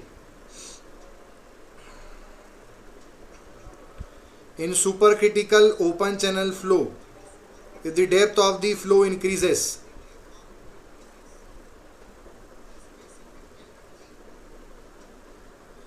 अमन का डाउट है स्पेसिफिक एनर्जी को टोटल एनर्जी कैसे बोल सकते हैं। इस तरह से बोल सकते हैं, टोटल एनर्जी क्या होता है, pressure plus datum plus kinetic. Open channel flow में प्रेशर को लेना ही नहीं है, प्रेशर गेज प्रेशर जीरो माना जाएगा, एटमॉस्फेरिक प्रेशर है। तो टोटल एनर्जी बराबर कितना हो जाएगा ओपन चैनल फ्लो में, आपका डेटम प्लस काइनेटिक, और उसी को स्पेसिफिक एनर्जी बोल रहे हैं। तो ओपन चैनल फ्लो में टोटल एनर्जी ही स्पेसिफिक एनर्जी है। क्वेश्चन एनालिटिकल है, गलती नहीं होनी चाहिए। सभी स्टूडेंट्स का आंसर गलत है, वापिस से सोचिए, मूर्खों जैसी हरकतें ना करें।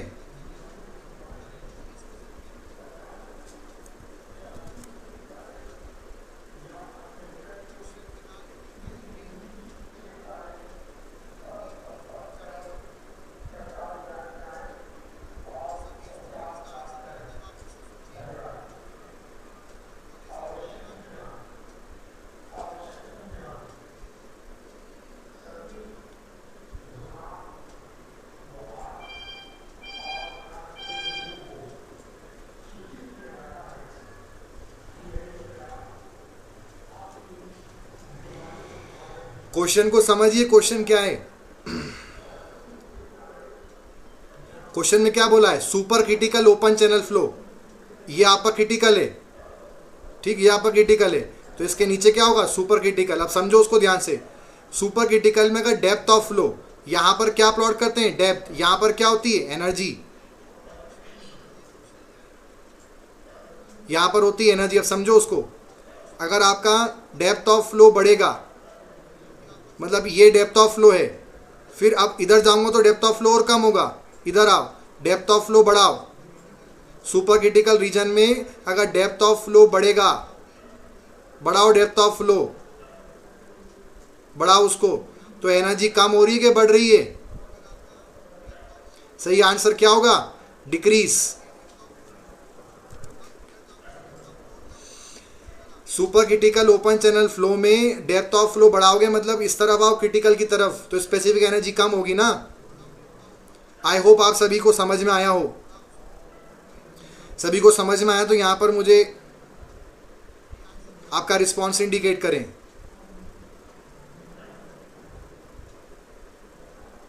क्या सभी को यह समझ में आया?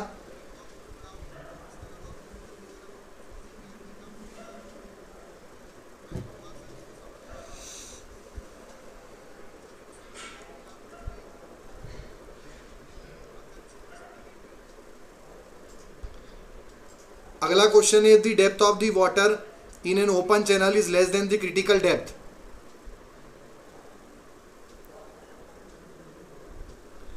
If the depth of the water in an open channel is less than the critical depth, the flow is called.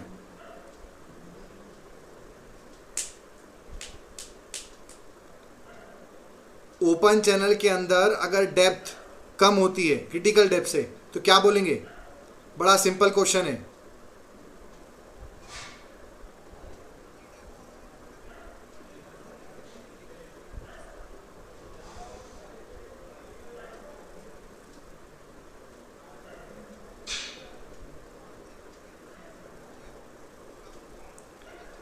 अगर ओपन चैनल में depth of water critical depth से कम है तो उस फ्लो को क्या बोलते हैं?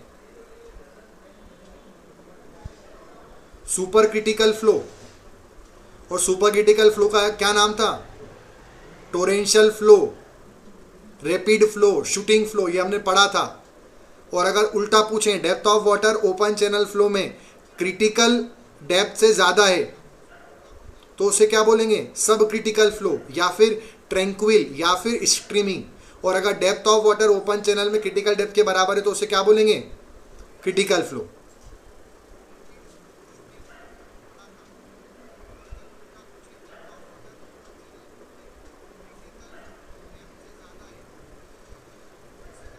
नेक्स्ट क्वेश्चन है, while determining the,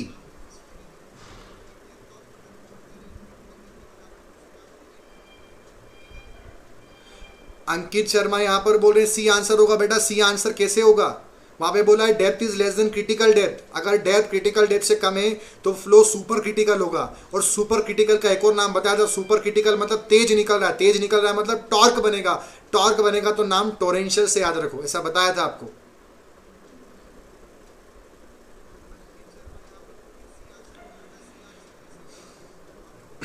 next question is critical depth applicable to channel of any shape, the length parameter used along with average velocity is। वो ये पूछ रहा है कि जब क्रिटिकल डेप्थ वाली कंडीशन हम देखते हैं चैनल में किसी भी शेप में, याद करो मैंने बार बार एक लाइन बोली थी इस लेक्चर के अंदर, critical depth critical flow condition किसी भी शेप के लिए, तो वहाँ पर हम वेलोसिटी के साथ में कौन सा लेंथ का पैरामीटर एक और यूज़ करते हैं? ज़रा रिकॉल करो, ratio of area to wetted perimeter, wetted perimeter, depth of flow या ratio of area to top width. Critical flow condition में वेलोसिटी के साथ में कौन सा और पैरामीटर इस्तेमाल किया जाता है?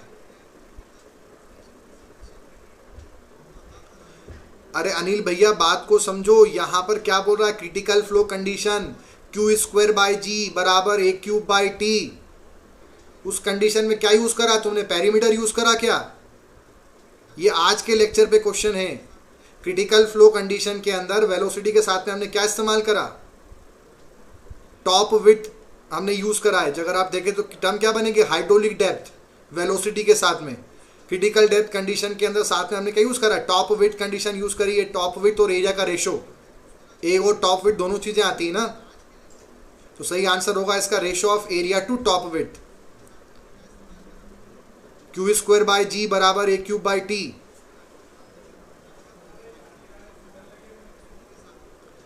क्या सभी को ये वाला क्वेश्चन का एक्सप्लेनेशन क्लियर हुआ?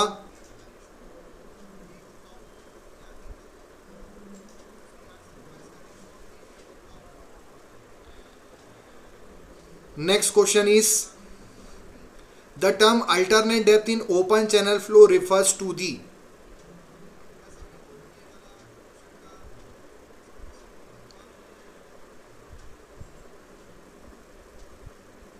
ओपन चैनल फ्लो में अल्टरनेट डेप्थ,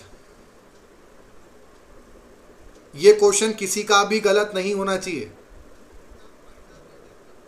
जैसे ही ऑफलाइन क्लास चालू होगी सबके नाम रिकॉर्ड कर लूंगा, वहीं पर आकर क्लास चालू होगी पहले दिन ही उड़ा दूंगा। ध्यान रख लेना अगर ये वाला क्वेश्चन किसी ने गलत करा है, पहली क्लास में उड़ा दूंगा वहां पर आकर।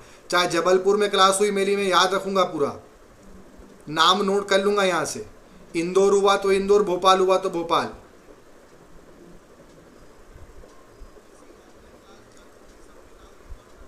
ये वाला गलत मत कर बैठना।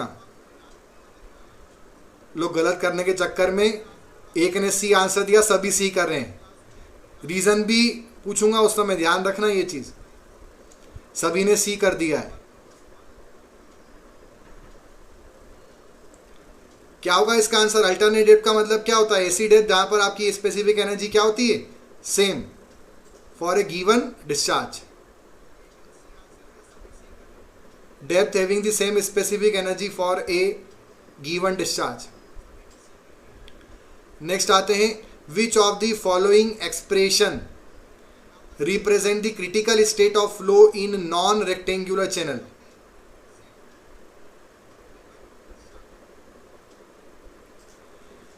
नॉन रेक्टेंगुलर चैनल के अंदर क्या कंडीशन है? क्रिटिकल फ्लो कंडीशन क्या बनेगी? आंसर गलत नहीं होना चाहिए, सोच समझ के जवाब देना। Y C cube Q square by G, ये भी हमने पढ़ा हुआ है। क्या सही आंसर होगा इसका?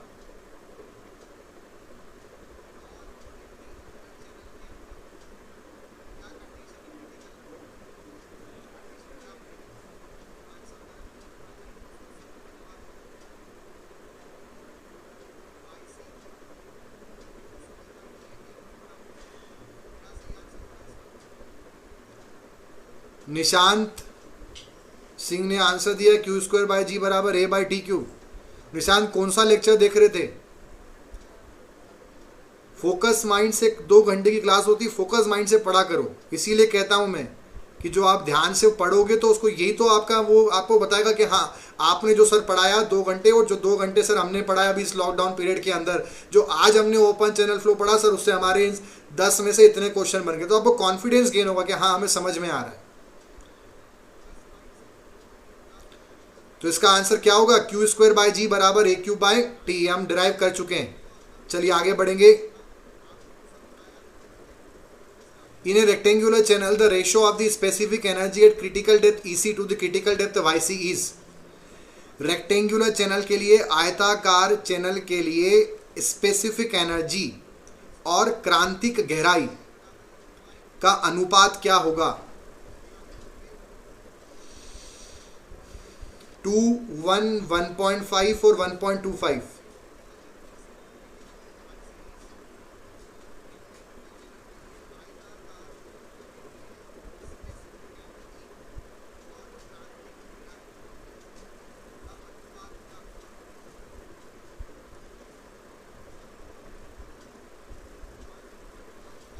काफी स्टूडेंट का आंसर आ चुका है। स्मिता सिंह का आंसर है डी। बेटा डी आंसर चेक करो वापस से एक बार और। इसका आंसर क्या होगा? 1.25। ट्राइंगुलर चैनल के लिए क्या था? 5/4। रेक्टेंगल के लिए 3/2 और पैराबोलिक के लिए 4/3। तो आंसर होगा 1.5। ठीक, आई होप आपको ये बात समझ में आई होगी। ठीक, उन्होंने रेक्टेंगल के लिए पूछा है, तो रेक्टेंगल के लिए कितना हो जाएगा? E अपॉन वाई सी बराबर 3/2, तो यानी 1.5 गुना।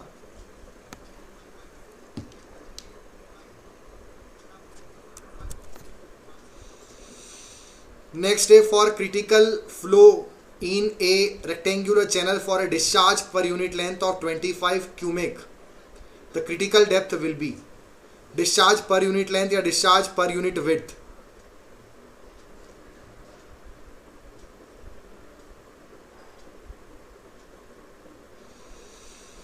ये आपको सॉल्व करना है, सभी का सही आंसर आना चाहिए, गलत नहीं होना चाहिए। आप इसमें कैल्सी का इस्तेमाल भी कर सकते हैं, थोड़ा सा लेंदी है, वो चाहे तो अगर आप चाहें तो रफली आप सोचें इसको आंसर करने का। इस क्वेश्चन में कैलकुलेशन करनी पड़ेगी आपको।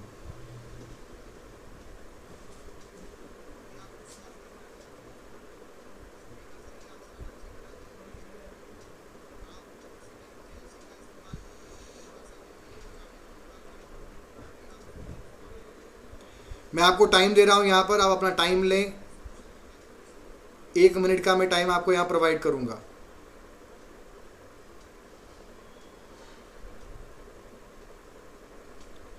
ये पूछ रहा है कि आपको डिस्चार्ज पर यूनिट विड्थ दिया है इसने, small Q 25 cumec, small Q.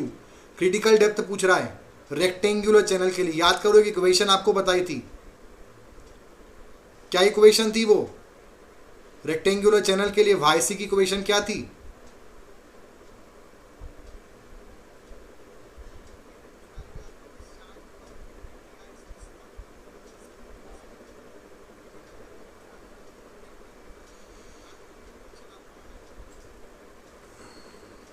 जिनका सी आंसर है, सी आंसर एकदम करेक्ट है। फ्लो क्रिटिकल है, फ्राउड नंबर 1 होगा। क्यू बराबर 25 क्यूमेक हो गया, स्मॉल क्यू, वो कैपिटल क्यू से यहाँ लिख दिया है पर वो स्मॉल क्यूब है। डिस्चार्ज पर यूनिट वेट, तो फॉर्मूला क्या था? वाई सी क्यू बराबर क्यू स्क्वायर बाई जी, या वाई सी बराबर क्यू स्क्वायर बाई जी की पावर 1/3। हाँ, तो वो 3.99 आ रहा है तो उसको 4 मान सकते हैं। सभी को क्वेश्चन समझ में आया किस तरह से सॉल्व करना? अगर आया है तो आप अपना रिस्पॉन्स इंडिकेट करें। नेक्स्ट क्वेश्चन की तरफ आगे बढ़ते हैं। Which of the following represent the critical velocity for a discharge per unit weight from a wide rectangular channel?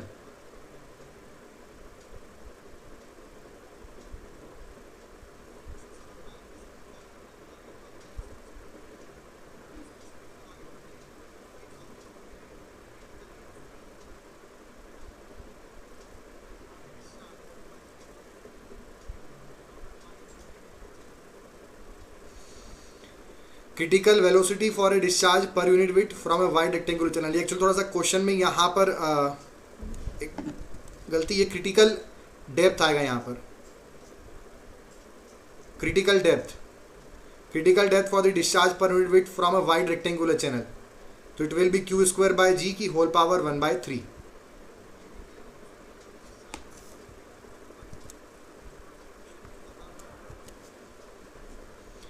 Next is,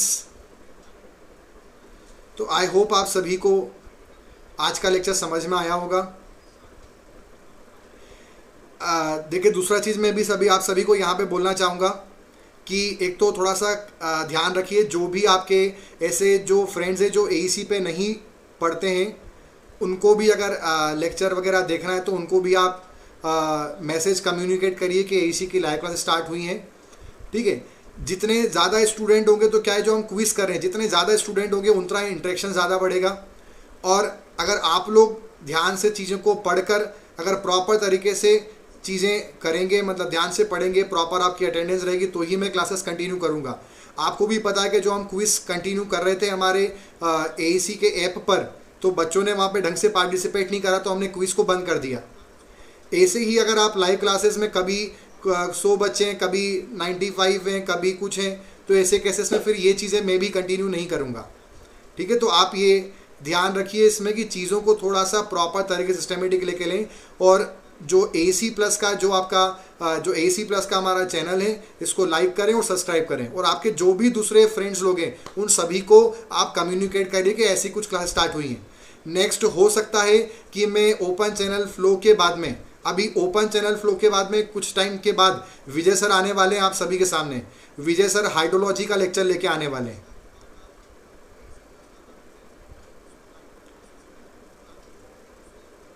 विजय लाल एक बार जो ये जो लेक्चर है इसका PDF भी आपको प्रोवाइड करेंगे, जितने भी अभी 3 लेक्चर हुए हैं, और ये लेक्चर वहाँ पर रिकॉर्ड हो जाएगा, वहाँ पर तो जाके एक बार और इसको ध्यान से देखिए, आपको समझ में आएगा। क्विज बेटा बच्चे पार्टिसिपेट नहीं कर रहे हैं इसलिए क्विज हमने बंद कर दिया। इसी तरह से मैं आपको बोल रहा हूँ लाइव क्लासेस भी जितना स्टूडेंट प्रॉपर तरीके से पार्टिसिपेट करेंगे और भी आप जब कम्युनिकेट करेंगे चीज़ें बढ़ेगी, क्राउड बढ़ेगा, रिस्पांस बढ़ेगा, तो हम डेफिनेटली वो चीज़ें लेके आएंगे। अभी इलेक्ट्रिकल के लिए स्टार्ट हो गया है, मैकेनिकल का भी स्टार्ट होने वाला है। मैकेनिकल के लिए हो सकता है कि सत्यम सर या हिमांशु सर या जितेंद्र सर कोई सब्जेक्ट स्टार्ट करें, और दूसरा सिविल के अंदर कुछ ही टाइम के अंदर स्टार्ट होने वाला है। एक सब्जेक्ट वैभव सर स्टार्ट करेंगे और एक सब्जेक्ट विजय सर स्टार्ट करने वाले हैं। तो वैभव सर, विजय सर और मैं, हम तीनों सब्जेक्ट रन करेंगे। विजय सर हाइड्रोलॉजी स्टार्ट करेंगे, वैभव सर भी एक पर्टिकुलर सब्जेक्ट लेकर आप सभी के सामने लाइव क्लास लेकर आएंगे। आई होप आप सभी को आज की क्लास समझ में आई है। अगर आई है तो आप अपना रिस्पांस यहाँ पर इंडिकेट करें, और सभी AEC+ के चैनल को सब्सक्राइब करें, लाइक करें, और अपने जो भी दूसरे दोस्त हैं जो दूसरे अदर स्टेट्स में, उनको भी कम्युनिकेट करें। अगर आपको लगता है कि जो लाइव क्लासेस मैंने यहाँ पर कंडक्ट करी है वो उतनी इफेक्टिव है कि आप सभी को समझ में आए, तो उसको आप कम्युनिकेट करें आगे।